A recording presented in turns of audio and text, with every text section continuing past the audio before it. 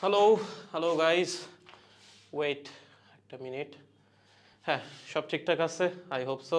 Hello guys, কি অবস্থা সবার? কেমন আছি আমরা সবাই? আশা করি সবাই অনেক বেশি ভালো আছে এবং তোমাদের দয়ায় আমিও আছি মোটামুটি ঠিকঠাক। যদিও বাংলাদেশের খেলার যে অবস্থা, আসলে খুব বেশি ঠিকঠাক থাকার মতো অবস্থায় নাইও। যাই হোক, তো যারা এই ক্লাসে জয়েন করছেন আপনাদের সবাইকে 9 নম্বর লেকচারে স্বাগতম। আমরা আশা করতেছি এরপর আর একটা বা দুইটা ক্লাস লাগবে, ম্যাক্সিমাম দুইটা ক্লাস লাগতে পারে, এর চেয়ে বেশি লাগার সম্ভাবনা নেই, কারণ আজকে আমরা হচ্ছে চ্যাপ্টারের সেকেন্ড লাস্ট টপিক পড়বো। এরপর আর একটা টপিকই বাকি থাকবে, সেটা হচ্ছে কৃত্রিম উপগ্রহ।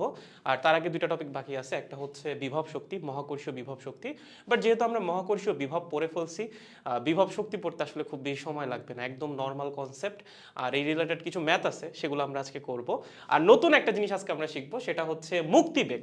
ঠিক আছে, মুক্তিবেগের বেশ কিছু ম্যাথ এইচএসসি পরীক্ষাতে আগেও আসছে, এখনও আসে, এবং এটা খুবই ইম্পর্টেন্ট একটা টপিক। যদি বলি আজকের ক্লাসের মধ্যে এটা হচ্ছে মোস্ট ইম্পর্টেন্ট টপিক, এবং এখান থেকে এইচএসসি পরীক্ষায়ও প্রশ্ন আসে, অ্যাডমিশনেও প্রশ্ন আসে, মানে দুইটার জন্য। আলটিমেটলি মুক্তিবেগ ছাড়া এই চ্যাপ্টার পড়লে হবে না। চ্যাপ্টারের ধরো এখন যতটুকু বাকি আছে, এই 2 লেকচার বা 3 লেকচার আমরা যতটুকু পড়বো, এইচএসসি পরীক্ষায় এই জায়গা থেকেই প্রশ্ন আসার সম্ভাবনা সবচেয়ে বেশি। তুমি যদি একটু বিগত বছরগুলোর কোয়েশ্চেন অ্যানালাইসিস করো, দেখবা এই জায়গা থেকে প্রচুর পরিমাণ কোয়েশ্চেন আসে। আর হচ্ছে লাস্টের যে 2টা লেকচারে বা 3টা লেকচারে গ্র্যাভিটির ব্যাপারে যতটুকু পড়ছি, এই তো মোটামুটি, মানে সহজ কথা, এই চ্যাপ্টারে যদি 11টা লেকচার হয়, তাহলে লাস্টের যে 5টা বা 6টা লেকচার আছে, সেখান থেকে প্রশ্ন হওয়ার সম্ভাবনা এইচএসসি পরীক্ষায় বেশি। ওকে, সো যারা ক্লাসে জয়েন করছেন আমাকে একটু জানাবেন সব কিছু ঠিকঠাক আছে কিনা, এবং ইম্পর্টেন্ট ক্লাস এগুলো আপনাদের ভালো মতো পড়া লাগবে। কলেজ পরীক্ষাতেও লাগবে, এইচএসসি পরীক্ষাতেও লাগবে, অ্যাডমিশনেও লাগবে। সো ক্লাসে মনোযোগ অবশ্যই দরকার। ওকে, সো আমাকে একটু জানাই দাও সব কিছু ঠিকঠাক আছে কিনা। যদি সব কিছু ঠিকঠাক থাকে, আমরা দেরি না করে ক্লাস শুরু করে দিব। বেশ কিছু ম্যাথ আজকে আমাদের করা লাগবে, এবং ছোট্ট অল্প একটু থিওরি আমাদের পড়া লাগবে। সো আজকের ক্লাসটা এমনিতেও ইন্টারেস্টিং, খুব বেশি বোরিং হবে না। ওকে, গ্রেট। ভাইয়া আমাকে এখনো, আরে বাবা শোনো আমি বলি, তোমরা যারা বলতেছো ওয়েবসাইটে ঠিক ইনফরমেশন দেওয়ার পর অ্যাপ্রুভ হয় না, এটা হওয়ার কোনো সম্ভাবনাই নাই। কতবার বলবো, আর এই জিনিসটা আমরা ম্যানুয়ালি করতেছি না, জিনিসটা হচ্ছে অটোমেটিক। ইনফ্যাক্ট তোমাদের সবার ফোন নাম্বারে, তোমাদের যেই নাম্বার থেকে তোমরা টাকা পাঠাইছিলে এবং যেটা তোমাদের ট্রানজ্যাকশন আইডি ছিল, সেটা এসএমএস করে পাঠায়ও দেওয়া হয়েছে। ঠিক আছে, তোমরা একটু নিজেদের ফোনটা চেক করো। আমরা গতকাল রাত না, পরশুদিন রাতে বা ভোর রাতে হচ্ছে, আমরা সবার ফোনে এসএমএস পাঠাই দিছি যে তোমরা কোন নাম্বার এবং ট্রানজ্যাকশন আইডি দিয়ে আমাদের সাথে যুক্ত হয়েছিলা, সেটা দিয়ে ওয়েবসাইটে রিকোয়েস্ট দাও, দেখবা সাথে সাথে অ্যাপ্রুভ হয়ে গেছে। যদি সবকিছু ঠিকঠাক দাও, অ্যাপ্রুভ না হওয়ার কোনো কারণই নাই। গড। রোজার সময় কি রুটিন চেঞ্জ হবে? অবশ্যই রোজার সময় রুটিনে চেঞ্জ আসবে, রুটিনে পরিবর্তন আসবে। আর্কাইভ ক্লাসগুলো পেলাম না, এখনো আপলোড দেওয়া কমপ্লিট হয় নাই রে। আজকে হচ্ছে তোদের 25 ব্যাচের ভাইয়া আপুদের রিভিশন কোর্স নামানো লাগতেছে। সো দেখা যাচ্ছে আমরা একটা একটা করে গ্র্যাজুয়ালি শেষ করতেছি, সব কিছুই চলে আসবে। আপাতত legacy.physicsofstupid.com তোমাদের আগের যে ওয়েবসাইটটা ছিল, সেখানে দেখবা সব কিছু এখনো আছে। তোমরা আর্কাইভ ক্লাসগুলো হচ্ছে সেখান থেকে করতে পারবা। আমরা দ্রুততম সময়ের মধ্যে সব ক্লাস তোমাদের নতুন ওয়েবসাইটে আপলোড দেওয়ার চেষ্টা করব। ঠিক আছে, চিন্তা নাই, আমাদের মাথায় আছে সবই। ভাইয়া দিছি 2বার, তাও হচ্ছে না, তার মানে তুমি কোথাও না কোথাও একটা ভুল দিছো। হইতে পারে কোথাও স্পেস দিছো এক্সট্রা, কোথাও ডট পড়ে গেছে, যে কোনো কিছুই হইতে পারে। ঠিক দিলে না হওয়ার কোনো কারণ নাই আপু। ঠিক আছে, ওকে। হ্যাঁ, দিদি কেমন আছে? এই তো কিন্তু দেখে নিব। অ্যাপ্রুভালের ব্যাপারটা বললাম তো রে বাবা, আমাদের হাতে নাই, জিনিসটা সম্পূর্ণ অটোমেটিক, ম্যানুয়াল না। এমন না যে আমরা বসে বসে চেক করতেছি তারপরে অ্যাপ্রুভ করতেছি।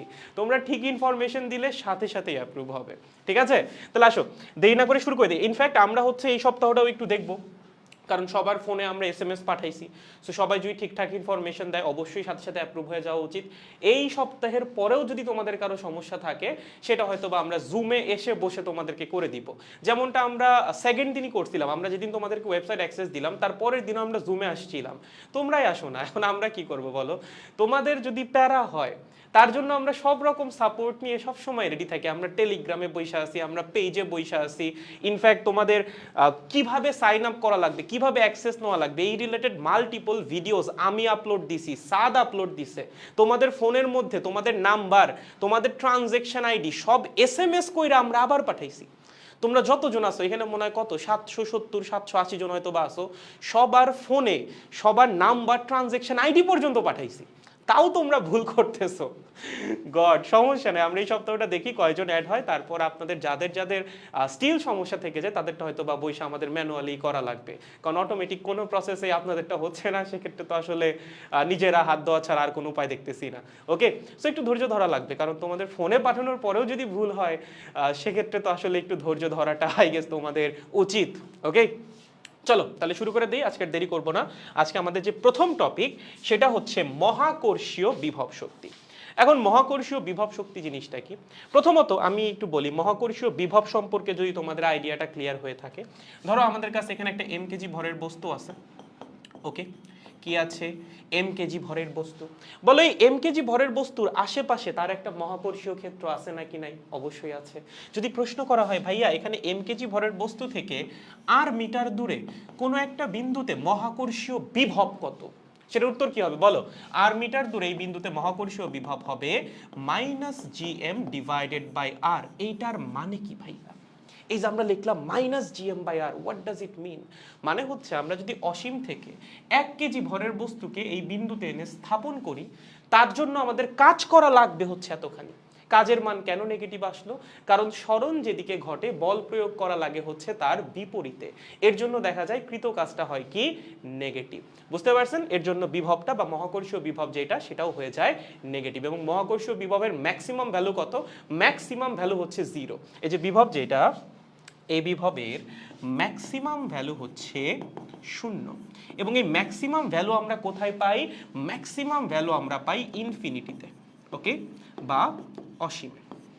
এখন ধরো তুমি বললা যে না ভাইয়া 1 কেজি ভরের বস্তুর জন্য এতখানি কাজ করা লাগছে, বাট আমি 1 কেজি ভরের বস্তু আনবো না। আমি কি করব? আমি একটা সিস্টেম বানাবো। কিরকম সিস্টেম বানাবা? ধরো তুমি বললা যে ভাইয়া আমি এরকম 2টা বস্তু দিয়ে একটা সিস্টেম বানাবো, M kg, capital M kg, এবং এখানে হচ্ছে একটা স্মল এম কেজি। তুমি আমাকে প্রশ্ন করলা ভাইয়া এই সিস্টেমের বিভব শক্তি কত? বলো এই সিস্টেমের বিভব শক্তি কেমনে বের করবা? খুবই সহজ।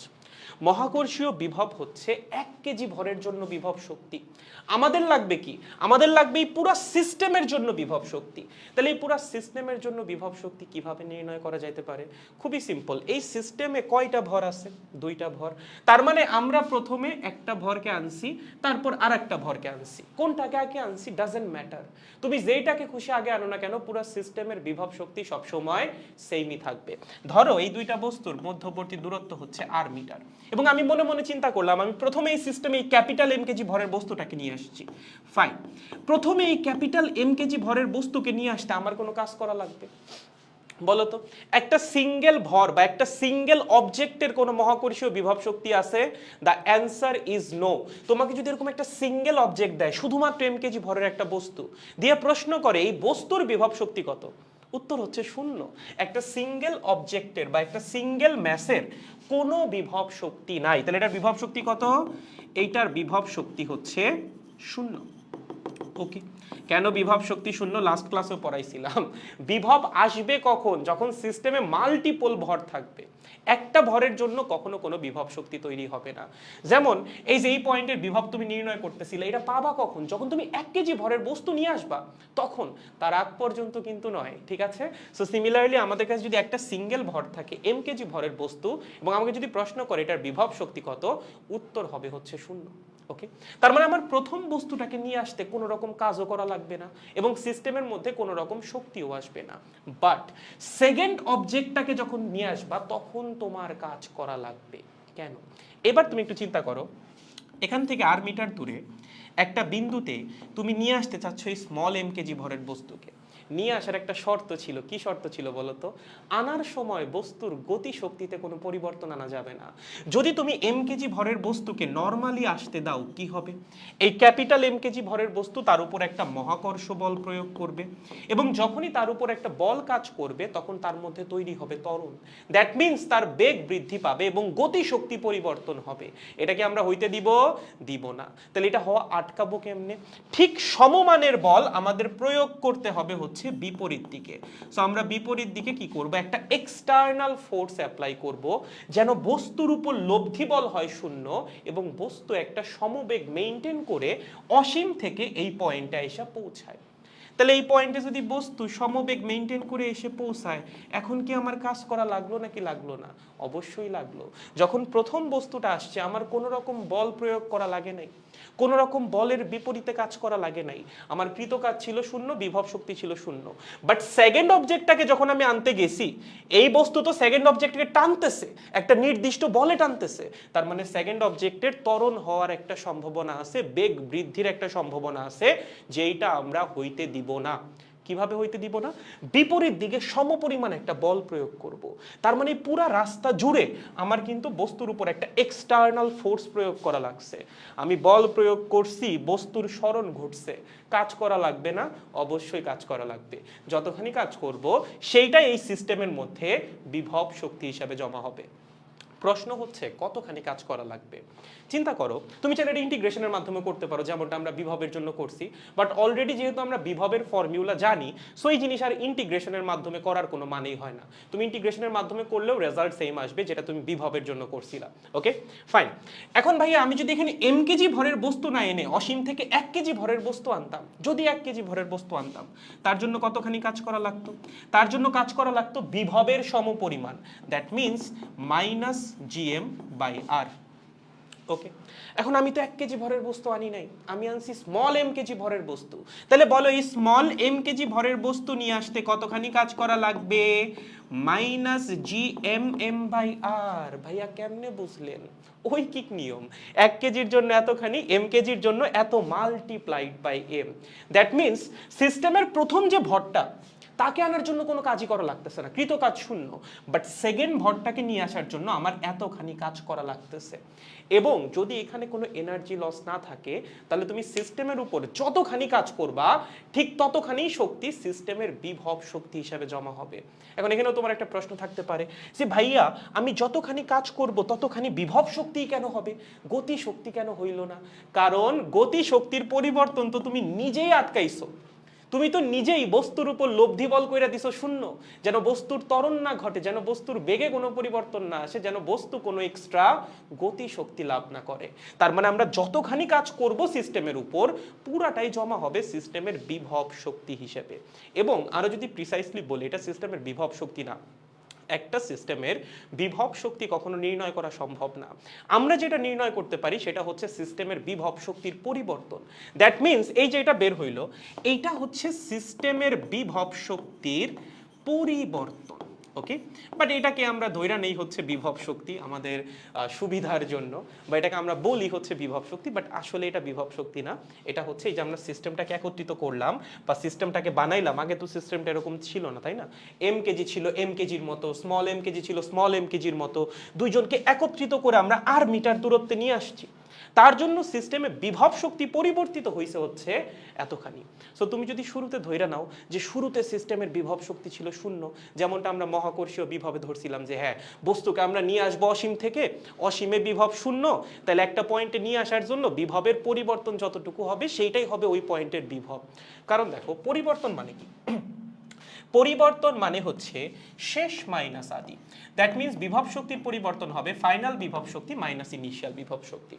তুমি যদি ধরেই নাও যে ইনিশিয়াল বিভব শক্তি শূন্য, দ্যাট মিনস ইউআই এর মান যদি হয় 0, তাহলে বিভব শক্তির পরিবর্তনই কি ফাইনাল বিভব শক্তির সমান হবে না? এইটাই আমরা বেসিক্যালি করি। আমরা হচ্ছে ধরে নেই যে শুরুতে বিভব শক্তি ছিল শূন্য, বা যখন অসীমে ছিল তখন কোনো বিভব বা বিভব শক্তি ছিল না। ফাইনালি যখন আমরা সিস্টেমটা বানাইছি বিভব শক্তির পরিবর্তন হয়েছে এতটুকু, আর যেহেতু শুরুর বিভব শক্তি শূন্য, সো বিভব শক্তির পরিবর্তনও যা, সিস্টেমের ফাইনাল বিভব শক্তিও একই কথা। এজন্যই এটাকে আমরা সিস্টেমের ফাইনাল বিভব শক্তি হিসেবেই প্রকাশ করি। বাট অ্যাকচুয়ালি কিন্তু এইটা ঠিক না। ওকে, আমরা যে ফর্মুলাটা বের করি এটা হচ্ছে বিভব শক্তির পরিবর্তন বের করার ফর্মুলা। বাট তোমার যদি বিভব শক্তিও বের করতে বলে তুমি আলটিমেটলি সেম ফর্মুলা দিয়ে করে ফেলবা। বুঝতে পারছো? একদম সহজ। সেম কাজটা তুমি ইন্টিগ্রেশনের মাধ্যমেও করতে পারতা। কিভাবে এটাও একটু বলে দিই। এই যে স্মল এম, প্রথম কথা ক্যাপিটাল এম এর জন্য তো কোনো কৃত কাজ লাগবে না, তাই না? আচ্ছা, অনেকের আবার এটা কনফিউশন হইতে পারে, একটু বইলাই দিই। দেখো, তুমি যখন ক্যাপিটাল এম কেজি ভরের বস্তুকে নিয়ে আসবা, ধরো ক্যাপিটাল এম কেজি ভরের বস্তু আছে অসীমে, প্রথমে তো দুইটা বস্তুই অসীমে থাকবে। তোমার টার্গেট হচ্ছে ক্যাপিটাল এম কেজি ভরের বস্তুটাকে এ পয়েন্টে নিয়ে আসা এবং স্মল এম কেজি ভরের বস্তুটাকে বি পয়েন্টে নিয়ে আসা। ওকে, এবং এই দুইটা পয়েন্টের মধ্যবর্তী দূরত্ব ধরো আর। ওকে, এবং তুমি কি করবা, এ পয়েন্টে ক্যাপিটাল এম, বি পয়েন্টে স্মল এম বসে একটা সিস্টেম বানাবা যেখানে দুইটা ভরের মধ্যবর্তী দূরত্ব হচ্ছে আর। তাহলে প্রথমে একটা ভরকে নিয়ে আসো, ধরো তুমি ক্যাপিটাল এম কেজিকে নিয়ে আসবা। কিভাবে নিয়ে আসা লাগবে, যেন বস্তুর গতি শক্তিতে কোনো পরিবর্তন না আসে। এখন তুমি বললা যে ভাইয়া তাহলে আমি একটা কাজ করি, বস্তু যখন আসবে আমি উল্টা দিকে এক্সটার্নাল ফোর্স দিয়ে ধইরা রাখি যেন বস্তুর গতিতে কোনো পরিবর্তন না হয়। বস্তুরে কি এই পাশ থেকে কেউ টানতেছে? কেউ তো টানতেছে না, বস্তুর উপর তো কোনো বলই নাই, তাহলে তুমি কেন বল দিবা? বুঝতে পারছো? এখানে কি বস্তুর উপর এই দিক বরাবর কোনো বল ক্রিয়া করতেছে যে তুমি উল্টা দিকে বল দিয়ে লব্ধি বলকে শূন্য বানাবা? না। সো এইবার তোমার এক্সটার্নাল ফোর্স দেওয়ার দরকারই নাই। তাহলে ভাইয়া বস্তু গতিশীল হবে কেমনে? আমরা ধরো এখান থেকে হালকা একটা টোকা দিয়ে দিব, টোকা দিয়ে দেখা যাবে যে বস্তুর বেগ হয়ে গেছে 0.1 metre per second, let suppose খুবই অল্প 0.1 বা 0.01 মিটার পার সেকেন্ড। এরপর আর আমরা কোনো বল প্রয়োগ করব না। তাহলে ভাইয়া বস্তু আগাবে কেমনে? নিউটনের গতির প্রথম সূত্র, যদি বস্তুর উপর কোনো বাহ্যিক বল কাজ না করে বস্তু সমবেগে সরল পথে গতিশীল হবে। সো আমরা একবার জাস্ট টাচ করে ছেড়ে দিব, বস্তু আস্তে আস্তে আস্তে আস্তে এখান থেকে এ পয়েন্টে চলে আসবে। ওকে, আমরা কি পুরো রাস্তা জুড়ে বল প্রয়োগ করছি? না। আমরা যদি পুরো রাস্তা জুড়ে বল প্রয়োগ করি ওইটাই হবে একমাত্র ক্রিয়াশীল বল। সেক্ষেত্রে আমাদের বলের জন্যই বস্তুর ত্বরণ হবে, বস্তুর বেগ পরিবর্তন হয়ে যাবে, তার মানে গতি শক্তি পরিবর্তন হয়ে যাবে। তখন আর কৃত কাজ সমান বিভব শক্তি হবে না। বুঝতে পারছেন? সো কন্ডিশন মিট করার জন্য এখানে আমরা কোনো রকম বলই প্রয়োগ করব না বস্তুর উপর, প্রথম বস্তুর উপর। তার মানে এম কেজি ভরের বস্তু যখন এখানে আসবে তার জন্য কৃত কাজ হবে কত? কৃত কাজ হবে 0। ওকে, এবার স্মল এম কেজি ভরের বস্তুকে যখন তুমি আনতে যাবা এইবার কিন্তু তোমার এক্সটার্নাল ফোর্সটা দিতে হবে। কেন এক্সটার্নাল ফোর্স দিতে হবে? কারণ ক্যাপিটাল এম কেজি ভরের বস্তুকে যখন তুমি নিয়ে আসতেছিলা তখন সিস্টেমে অন্য কোনো ভর ছিল না এবং ওর উপর কোনো বল কাজ করতেছিল না। বাট যখন তুমি স্মল এম কেজি ভরের বস্তুকে নিয়ে আসতে যাবা তখন কিন্তু সিস্টেমে একটা এক্সিস্টিং ভর আছে এবং এই ভরের উপর অবশ্যই একটা মহাকর্ষীয় বল প্রয়োগ করবে। কোন দিক বরাবর? এই যে এই দিক বরাবর। ওকে, ফাইন। এবং আমি যদি বস্তুকে সমবেগে নিয়ে আসতে চাই সমপরিমাণ একটা বল আমার বিপরীত দিকে দিতে হবে। ওকে, তাহলে সেই বলের মান কত হবে? মহাকর্ষীয় বলের সমান, that means F external is equals to GMM divided by R square। ওকে, তাহলে ভাইয়া বলেন আমি অসীম থেকে নিয়ে আসবো এম কেজি ভরের বস্তুকে আর দূরত্বে, বল প্রয়োগ করবে এতখানি, কৃত কাজ কত হবে? কৃত কাজ হবে W is equals to integration F external dr limit প্রথমে ছিল অসীমে পরবর্তীতে আসবে আর দূরত্বে, তার মানে লিমিট হবে অসীম থেকে আর। ওকে, যদি তুমি এটা ক্যালকুলেট করো, ক্যালকুলেট করলে দেখবা -GMM ডিভাইডেড বাই আর চলে আসছে। ওকে, তার মানে এইটা হচ্ছে আমার সেকেন্ড বস্তুকে এই জায়গায় নিয়ে আসতে কৃত কাজ। আমি যদি সেকেন্ড বস্তুকে বা স্মল এম কেজি ভরের বস্তুকে বি পয়েন্টে নিয়ে আসি তার জন্য কৃত কাজ হবে -GMM ডিভাইডেড বাই আর। তাহলে এই সিস্টেমটা বানাইতে টোটাল কৃত কাজ কত? প্রথমটার জন্য ছিল কৃত কাজ 0, সেকেন্ডটার জন্য কৃত কাজ -GMM বাই আর। তার মানে সিস্টেম ফর্ম করতে টোটাল কৃত কাজ W total is equals to W1 plus W2, that means -GMM by R। এতখানি কাজ আমরা সিস্টেমের উপর করছি। এই কাজ কোন শক্তিতে রূপান্তরিত হবে? তুমি যখন কাজ করছো তখন কি সিস্টেমের গতি শক্তি চেঞ্জ হয়েছে? হয় নাই। চেঞ্জ হয়েছে কি? সিস্টেমের বিভব শক্তি। দ্যাট মিন্স এনার্জির যদি কোনো লস না হয় এই পুরা কাজটাই যাবে সিস্টেমের বিভব শক্তির পরিবর্তনে। তার মানে কৃত কাজ হবে সিস্টেমের বিভব শক্তির পরিবর্তনের সমান। সো আমরা লিখতে পারি সিস্টেমের বিভব শক্তির পরিবর্তন is equals to -GMM divided by R. Okay, এটা গেল একটা ফর্মুলা। আর যদি আমরা ধরে নেই বিভব শক্তির পরিবর্তন মানে হচ্ছে ফাইনাল বিভব শক্তি মাইনাস ইনিশিয়াল বিভব শক্তি। যদি আমরা ধরি আমাদের সিস্টেম শুরুতে ছিল অসীমে, অসীমে বিভব বা বিভব শক্তি আমরা কত ধরি? 0। তার মানে আদি বিভব শক্তি যদি আমরা 0 ধরি তাহলে লেখা যায় এই সিস্টেম তৈরির পর সিস্টেমের ফাইনাল বিভব শক্তি হচ্ছে -GMM বাই আর। ওকে, এটা কখন লেখা যাবে? যখন আমরা ধরে নিব ধরি আদি বিভব শক্তি হচ্ছে 0। ওকে, বা সিস্টেম শুরুতে অসীমে ছিল। যদি এটা আমরা ধইরা নেই তখন হচ্ছে আমরা বলতে পারবো হ্যাঁ সিস্টেমের বিভব শক্তি বা সিস্টেম বানানোর পর সিস্টেমের টোটাল এনার্জি হচ্ছে -GMM বাই আর। ওকে, এখন এই পর্যন্ত বুঝছি, বাট এটা নিয়ে না অনেকের কনফিউশন কাজ করে, আমার নিজেরও কাজ করতো যখন আমি স্টুডেন্ট ছিলাম, যে ভাইয়া বিভব শক্তি নেগেটিভ বা একটা সিস্টেমের শক্তি নেগেটিভ, হোয়াট ডাজ ইট মিন? একটা সিস্টেমের শক্তি আবার নেগেটিভ মানে কি? দেখো, এটার মিনিংটা খুব সহজ, তোমরা কেমিস্ট্রি পড়ছো না? কেমিস্ট্রিতে বন্ধন পড়ছো না? বন্ধন শক্তির মান কি হয় বলো তো? বন্ধন শক্তির মান হয় হচ্ছে নেগেটিভ। তার মানে তোমাকে যদি একটা কেমিক্যাল বন্ড থাকে, ধরো এখানে একটা পরমাণু আছে, এখানে আর একটা পরমাণু, এবং এরা দুইজন মিলে একটা বন্ধনে আবদ্ধ, এই বন্ধন শক্তির মান কি হয়? নেগেটিভ। ধরো আমি বললাম এই বন্ধন শক্তির মান হচ্ছে -335 জুল পার মোল। তার মানে কি? তার মানে আমি যদি এখানে প্রতি মোলের জন্য 335 জুল এনার্জি সাপ্লাই দেই, তাহলে এই বন্ড ভেঙে যাবে। বন্ড ভেঙে যাবে মানে হচ্ছে এই দুইটা পরমাণুর মধ্যে আর কোনো সংযোগ থাকবে না। সেম জিনিসটাও মহাকর্ষীয় বিভব শক্তির জন্য। ধরো তোমার কাছে এখানে একটা ভর আছে m1 কেজি, এখানে আর একটা ভর আছে m2 কেজি, তাদের মধ্যবর্তী দূরত্ব কত? r। আমি যদি তোমাকে প্রশ্ন করি এই সিস্টেমের বিভব শক্তি কত, খুবই সহজ, এই সিস্টেমের বিভব শক্তি হবে হচ্ছে EP = -gm1 m2 divided by r। Okay, এবং আমি ধরলাম এই মানটা হচ্ছে -100 জুল। তার মানে কি জানো? তার মানে হচ্ছে তুমি যদি এই সিস্টেমে 100 জুল শক্তি প্রয়োগ করো বা 100 জুল কাজ যদি তুমি এই সিস্টেমের উপর করো, তাহলে এদের মধ্যে আর কোনো রকম আকর্ষণ বল বা কোনো কিছুই থাকবে না। মানে এরা আর একটা সিস্টেম থাকবে না, এরা সেপারেট অবজেক্ট হয়ে যাবে। যেমন ধরো আমি বললাম এই হচ্ছে পৃথিবী, ওকে, এটা কি? পৃথিবী, আর্থ, এবং এটা হচ্ছে তুমি, ওকে। পৃথিবী আর তোমার মধ্যেও একটা কি আছে? বিভব শক্তি আছে। তোমরা মিলে তোমাদের একটা, মানে তোমরা দুজন মিলে একটা সিস্টেম, এবং সেই সিস্টেমের অবশ্যই একটা বিভব শক্তি আছে। আমি বললাম এই সিস্টেমের বিভব শক্তি -500 জুল। ওকে, তার মানে কি? আমি যদি এখানে 500 জুল শক্তি প্রয়োগ করি, তোমার আর পৃথিবীর মধ্যে কোনো সম্পর্ক থাকবে না, তোমরা দুইটা সেপারেট অবজেক্ট হয়ে যাবা। আর যদি না করি, তাহলে তোমার আর পৃথিবীর মধ্যে একটা সংযোগ থাকবে। দ্যাট মিন্স তুমি পৃথিবীর মহাকর্ষীয় ক্ষেত্রের ভিতরেই থাকবা, বাইরে যাওয়ার কোনো সুযোগ নাই।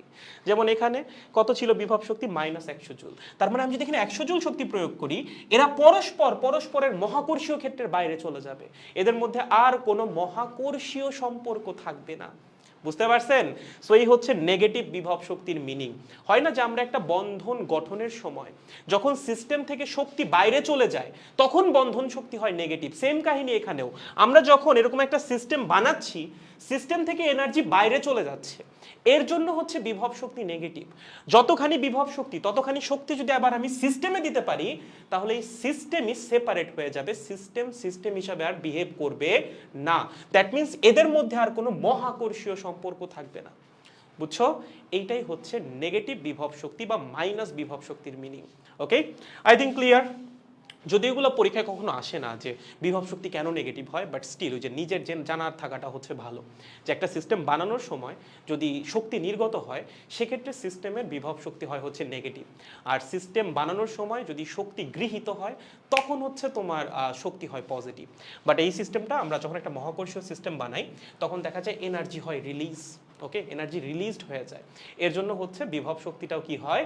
নেগেটিভ হয়। দ্যাট মিন্স আমি যদি সিস্টেমটাকে ভাঙতে চাই বা এদের মধ্যে সম্পর্ক বিচ্ছিন্ন করতে চাই, এদের বিভব শক্তি যত, ঠিক ততখানি শক্তি আমার দেওয়া লাগবে। ততখানি শক্তি যদি দেই, এদের মধ্যে আর কোনো মহাকর্ষীয় সম্পর্ক থাকবে না, এরা আর পরস্পরের মহাকর্ষীয় ক্ষেত্রের ভিতরে থাকবে না, পরস্পরকে ছেড়ে চলে যাবে, সেপারেট অবজেক্টের মতো বিহেভ করবে। ক্লিয়ার? Very good. তাহলে আই গেস বিভব শক্তির ব্যাপারটা আমাদের কাছে পুরোপুরি ক্লিয়ার। ওকে, আবার তুমি চাইলে বিভব শক্তি আরেকভাবেও বুঝতে পারো, যেমনটা তোমাদের চ্যাপ্টার 5-এ পড়াইছিলাম। ওকে, যে বিভব শক্তির পরিবর্তন হচ্ছে সংরক্ষণশীল বল দ্বারা কৃত কাজের নেগেটিভ। সো তুমি চাইলে এটাতেও করতে পারো। এখানে সংরক্ষণশীল বল কোনটা? মহাকর্ষ বল। তুমি মহাকর্ষ বল দিয়ে কৃত কাজ এখানে বের করো। তুমি তো এক্সটার্নাল ফোর্স দিয়ে কৃত কাজ বের করছো, তাই না? তার জন্য আসছে -gmm/r। যদি এখানে মহাকর্ষ বল বা সংরক্ষণশীল বল দ্বারা কৃত কাজ বের করতা, দেখতে অ্যান্সার আসতো শুধুমাত্র gmm/r, এবং বিভব শক্তির পরিবর্তন হচ্ছে সংরক্ষণশীল বল দ্বারা কৃত কাজের নেগেটিভ। দ্যাট মিন্স মাইনাস সংরক্ষণশীল বল দ্বারা কৃত কাজ gmm/r, আলটিমেটলি চলে আসতো -gmm/r, যেটা আমরা চ্যাপ্টার 5-এ পড়ে আসছি। ওকে, সো তুমি যেভাবেই বুঝতে চাও না কেন, এই কনসেপ্ট বোঝা কোনো ব্যাপার না, কনসেপ্ট খুবই সহজ, একটাবার বুঝে গেলে আর কোনো প্যারা নাই। ওকে, গুড। তাহলে এখন দেখো বিভিন্ন রকমের প্রশ্ন পরীক্ষায় আসতে পারে। তোমাকে এরকম ধরো একটা বস্তু দিল, দিয়া বলল এম কেজি, প্রশ্ন করলো হচ্ছে এই বস্তুর বিভব শক্তি কত, অ্যান্সার হচ্ছে 0। একটা সিঙ্গেল অবজেক্টের কোনো বিভব শক্তি নাই। তোমাকে দুইটা বস্তু দিল, এটা ধরো M1 কেজি, এটা হচ্ছে M2 কেজি, ওকে, দিয়ে বলল এদের মধ্যবর্তী দূরত্ব আর। প্রশ্ন করলো সিস্টেমের বিভব শক্তি কত, সিস্টেমের বিভব শক্তি হবে -GM1M2 ডিভাইডেড বাই আর। এবং এইটা কিন্তু এমন না যে ভাইয়া আমি প্রথম অবজেক্টকে নিয়ে আসছিলাম তার জন্য কোনো কাজ করা লাগে নাই, তাহলে ওর শক্তি 0 আর ওর শক্তি -GM1M2 বাই আর, এরকম কিন্তু না। এই বিভব শক্তি পুরা সিস্টেমের বিভব শক্তি। শক্তি কিন্তু শুধুমাত্র সেকেন্ড অবজেক্টের উপর থাকবে না। যেমন আমরা সিস্টেমটা যখন বানাইলাম আমাদের তো প্রথম অবজেক্টের উপর কোনো কাজ করা লাগে নাই, কাজ করা লাগছে সেকেন্ড অবজেক্টের উপর, বাট তার জন্য কিন্তু শক্তি শুধুমাত্র সেকেন্ড অবজেক্টে থাকবে না, শক্তি পুরা সিস্টেমের মধ্যে আছে। সো বিভব শক্তি তুমি যেটা বের করো সেটা কিন্তু সিস্টেমের বিভব শক্তি, অবজেক্টের না। আমরা বলি যে একটা মার্কারকে পৃথিবী থেকে h মিটার উপর উঠাইলাম, এর বিভব শক্তি কত, mgh। এটা শুধুমাত্র মার্কারের বিভব শক্তি না, এটা মার্কার এবং পৃথিবী দুইজনের মিলিত বিভব শক্তি বা সিস্টেমের বিভব শক্তি। সো একটা সিঙ্গেল অবজেক্টের কোনো বিভব শক্তি হয় না বা বিভব শক্তির পরিবর্তনও হয় না, হয় হচ্ছে একটা সিস্টেমের। বুঝছো? গুড। তাহলে ভাইয়া একটা অবজেক্ট যদি দেয়, দিয়ে যদি প্রশ্ন করে বিভব শক্তি কত, 0। যদি দুইটা অবজেক্ট দেয়, দিয়ে প্রশ্ন করে বিভব শক্তি কত, -g, দুইটা অবজেক্টের ভরের গুণফল ডিভাইডেড বাই তাদের সেন্টার বা কেন্দ্রের মধ্যবর্তী দূরত্ব। মনে থাকবে? গুড।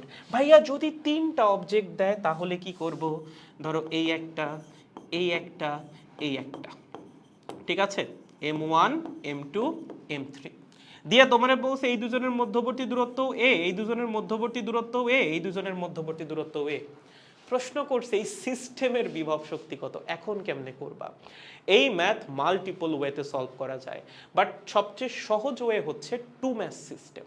ভাই টু ম্যাথ সিস্টেম মানে কি? মানে হচ্ছে তুমি এখানে দুইটা ভরের কম্বিনেশন নিবা, দেখবা কয় রকমের দুইটা ভর আছে। যেমন আমি যদি এখানে নেই, এটা বের করাও খুব সহজ। এখানে একটা কম্বিনেশন নেওয়া যায় এই দুইটা ভরের, এই দুইটা ভরের একটা কম্বিনেশন নেওয়া যাইতে পারে, আবার এই দুইটা ভরের একটা কম্বিনেশন নেওয়া যাইতে পারে। এর বাইরে আর কোনো কিছু আছে? নাই। তাহলে বলো এই দুইটা ভর M1 আর M2 তাদের মধ্যবর্তী দূরত্ব হচ্ছে a। এই টু ম্যাচ সিস্টেমের বিভব শক্তি কত হবে? এই টু ম্যাচ সিস্টেমের বিভব শক্তি হবে -GM1M2 ডিভাইডেড বাই a। ওকে, এটা এই দুইজনের বিভব শক্তি। এই দুইজনের বিভব শক্তি কত হবে? একটা ভর M1 আর একটা ভর M3, মধ্যবর্তী দূরত্ব a, বিভব শক্তি হবে হচ্ছে -GM1M3 ডিভাইডেড বাই a। ভাইয়া এই দুইজনের বিভব শক্তি কত হবে?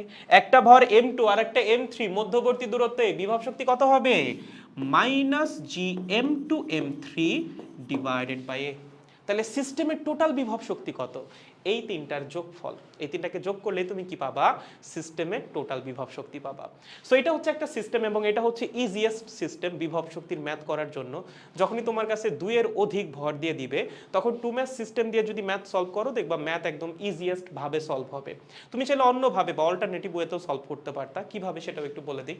যেমন প্রথমত তুমি এভাবে চিন্তা করতে পারো, প্রথমে আমি M1 কেজি ভরের বস্তু নিয়ে আসছি, পরে M2 কেজি ভরের বস্তু, পরে M3 কেজি ভরের বস্তু।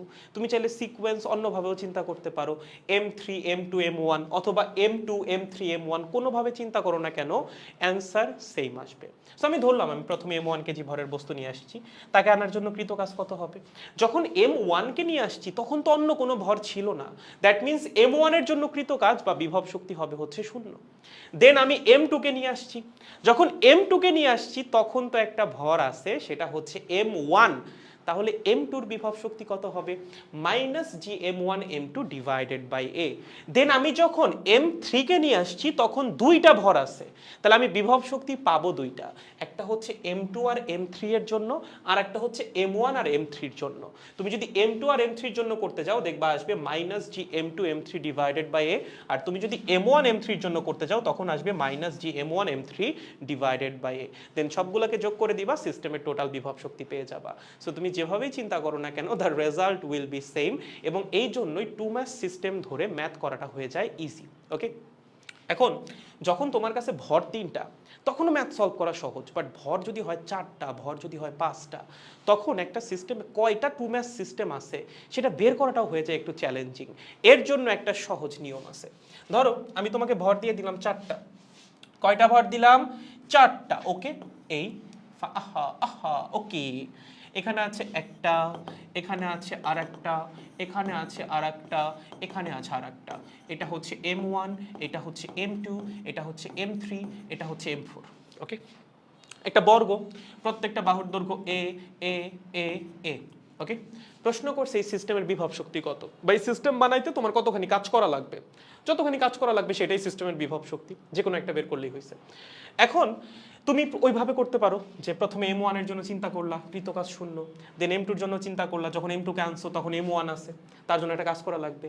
তারপর M3 এর জন্য যখন M3 কে আনছো তখন M1 আছে, M2 আছে, দুইবার কাজ করা লাগবে। আর একটা হচ্ছে M4 এর জন্য, যখন M4 কে আনছো তখন আবার 3টা ভর আছে, সো 3টা কাজ বের করা লাগবে। ওকে, এইটা হচ্ছে একটা ওয়ে, দেন সবগুলা কাজকে যোগ করে দেওয়া। আর একটা ওয়ে হচ্ছে সিস্টেমে কতগুলা টু ম্যাথ সিস্টেম আছে সেটা খুঁজে বের করা। সিস্টেমে কতগুলা টু ম্যাথ সিস্টেম আছে এইটা বের করার একটা ফর্মুলা আছে, সেটা হচ্ছে ম্যাথের কম্বিনেশনের ফর্মুলা। এই সিস্টেমে ভর আছে কয়টা? টোটাল 4টা। টু ম্যাথ সিস্টেম বানাইতে তোমার ভর লাগে কয়টা? 2টা। একটা টু ম্যাথ সিস্টেম বানাইতে কয়টা ভর লাগে রে? 2টা ভর লাগে। তার মানে 4টা ভর থেকে আমি 2টা করে ভর নিব এবং একটা করে কম্বিনেশন বানাবো, সেইটাই হবে আমার একটা টু ম্যাথ সিস্টেম। তাহলে এরকম কম্বিনেশন কয়টা বানানো যাবে? এরকম কম্বিনেশন বানানো যাবে হচ্ছে 4C2 সংখ্যক। ওকে, এই 4C2 মানে কি? 4C2 মানে হচ্ছে 4 factorial divided by 2 factorial multiplied by 4 minus 2 factorial. Okay, খুবই সহজ। এবং এখান থেকে যদি ক্যালকুলেট করো কত আসবে বলো তো? নিচে আসতেছে হচ্ছে 4, উপরে আসতেছে হচ্ছে 6, আসবে হচ্ছে 6টা। ওকে, কয়টা? 6টা। তার মানে এখানে টু ম্যাথ সিস্টেম বানানো যাবে হচ্ছে 6টা। যেমন তুমি যদি ত্রিভুজের জন্য চিন্তা করতা, ত্রিভুজের ভর ছিল কয়টা? 3টা, 3 কোণার 3টা। টু ম্যাথ সিস্টেম বানাইতে তোমার ভর লাগে কয়টা? 2টা। তার মানে 3টা ভর থেকে 2টা ভর তোমার সিলেক্ট করা লাগবে এবং 2টা ভর নিয়ে একটা টু ম্যাথ সিস্টেম বানানো লাগবে। 3টা থেকে 2টা ভর সিলেক্ট করা যায় কয় ভাবে? 3C2 উপায়ে। কয় উপায়ে? 3C2, that means 3 factorial divided by 2 factorial divided by multiplied by 3 minus 2 factorial. Calculate করে দেখো কত আসবে? 3 আসবে। ওকে, তার মানে এখানে আমরা টু ম্যাথ সিস্টেম বানাইতে পারবো 3টা, এবং 3টাই বানাইতে পারছিলাম। ওকে, বর্গের ক্ষেত্রে দেখো কত আসছে? 6 না? বর্গে তুমি টু ম্যাথ সিস্টেম বানাইতে পারবা 6টা, এর চেয়ে বেশি বানানো সম্ভব না। যেমন দেখো কিভাবে, এই 2টা ভর মিলে হবে একটা টু ম্যাথ সিস্টেম। ওকে, এই 2টা ভর মিলে হবে আর একটা টু ম্যাথ সিস্টেম, এই 2টা ভর মিলে হবে আর একটা টু ম্যাথ সিস্টেম, এই 2টা ভর মিলে হবে আর একটা। এবং দেখো কর্ণ বরাবর, 2টা কর্ণ বরাবর তুমি টু ম্যাথ সিস্টেম বানাইতে পারবা। এই বরাবর একটা এবং এই বরাবর হচ্ছে আর একটা। এই হচ্ছে টোটাল 6টা টু ম্যাথ সিস্টেম। ওকে, কয়টা? 6টা টু ম্যাথ সিস্টেম। এবং প্রত্যেকটা টু ম্যাথ সিস্টেমের বিভব শক্তি বের করা খুবই সহজ। -g মাল্টিপ্লাইড বাই 2টা ভরের গুণফল ডিভাইডেড বাই তাদের মধ্যবর্তী দূরত্ব। এরকম 6টা টু ম্যাথ সিস্টেমের সবার বিভব শক্তিকে যদি তুমি যোগ করে দাও তাহলে তুমি কি পাবা? সিস্টেমের টোটাল বিভব শক্তি পাবা। তার মানে এখানে সিস্টেমের টোটাল বিভব শক্তি কত হবে? ইপি টোটাল হবে হচ্ছে EP1 plus EP2 plus dot EP6। এই 6টা সিস্টেমের বিভব শক্তি সবগুলা যোগ করে দেওয়া লাগবে। যোগ করলে আমরা কি পাবো? সিস্টেমের টোটাল বিভব শক্তি পাবো। বুঝছো? সো এগুলো মানে থিওরিটিক্যাল কোনো কনসেপ্ট না, আমাদের হচ্ছে ম্যাথের জন্য এগুলো লাগবে। আমরা সামনে যে ম্যাথগুলো করব দেখবা টু ম্যাথ সিস্টেম ধরে যদি আমরা ম্যাথ করি, ম্যাথ হয়ে যাবে অনেক সহজ। এই ম্যাথ সলভ করার অবশ্যই অল্টারনেটিভ ওয়ে আছে, বাট টু ম্যাথ সিস্টেম আমার কাছে সবচেয়ে সহজ মনে হয়। তোমার কাছে যদি অন্য যে ওয়েটা দেখাইলাম ওইটা বেটার মনে হয়, তুমি চাইলে ওইটাও ফলো করতে পারো। ওকে, আই থিঙ্ক ক্লিয়ার। আমি একটু ম্যাথ দেখাই, ম্যাথ দেখাই হচ্ছে তোমাদের কমেন্টে আসতেছি। ম্যাথ করলে আই গেস কনসেপ্ট ক্লিয়ার হয়ে যাবে। চলো দেখি কি বলছে। তোমাকে একটা সমবাহু ত্রিভুজ দিয়ে দিছে। ওকে, দিয়ে বলছে এর প্রত্যেক বাহুর দৈর্ঘ্য হচ্ছে 1 মিটার। এর 3টা কৌণিক বিন্দুতে 3টা ভর আছে, একটা হচ্ছে 1 কেজি, একটা হচ্ছে 2 কেজি, আর একটা হচ্ছে 3 কেজি। প্রশ্ন করছে সিস্টেমের টোটাল বিভব শক্তি কত। ওকে, তাহলে দেখো আমরা প্রথমে টু ম্যাথ সিস্টেম বানাই ফেলি। এইটা হচ্ছে আমাদের একটা টু ম্যাথ সিস্টেম, এটার নাম দিলাম 1। ওকে, এইটা হচ্ছে আমাদের সেকেন্ড টু ম্যাথ সিস্টেম, এটার নাম দিলাম 2। এবং এইটা হচ্ছে আমাদের 3 নাম্বার টু ম্যাথ সিস্টেম, এটার নাম দিলাম 3। ওকে, তাহলে সিস্টেমের টোটাল বিভব শক্তি কত হবে ভাইয়া? সিস্টেমের টোটাল বিভব শক্তি হবে এই তিনটা টু ম্যাচ সিস্টেমের বিভব শক্তির যোগফল। ওর বিভব শক্তি প্লাস ওর বিভব শক্তি প্লাস হচ্ছে ওর বিভব শক্তি, তিনটার বিভব শক্তিকে যদি যোগ করে দাও পুরো সিস্টেমের টোটাল বিভব শক্তি পেয়ে যাবা। তাহলে সিস্টেমের টোটাল বিভব শক্তি হবে EP1 plus EP2 plus EP3।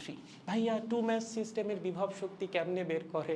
Minus G multiplied by দুইটার ভরের গুণফল ডিভাইডেড বাই দুইটা ভরের মধ্যবর্তী দূরত্ব। তাহলে বলো প্রথম যে টু ম্যাচ সিস্টেম তার বিভব শক্তি কত হবে? ভর কত? একটা হচ্ছে 1 কেজি আর একটা হচ্ছে 2 কেজি। মধ্যবর্তী দূরত্ব কত? সবার মধ্যবর্তী দূরত্ব 1 মিটার। দ্যাট মিন্স বিভব শক্তি হবে minus G into 1 into 2 divided by 1। Simple. ভাইয়া সেকেন্ড যে টু ম্যাচ সিস্টেম তার বিভব শক্তি কত হবে? ভর কত? একটা 2 আর একটা 3, মধ্যবর্তী দূরত্ব কত? ত্রিভুজের বাহুর দৈর্ঘ্যের সমান, দ্যাট মিন্স 1 মিটার। তাহলে কত হবে? Minus G into 2 into 3 divided by 1। Okay ভাইয়া 3 নাম্বার টু ম্যাচ সিস্টেমের বিভব শক্তি কত হবে? একই নিয়ম, মাইনাস জি ইন্টু দুইটা ভরের গুণফল 1 ইন্টু 3 ডিভাইডেড বাই মধ্যবর্তী দূরত্ব 1। Math solved.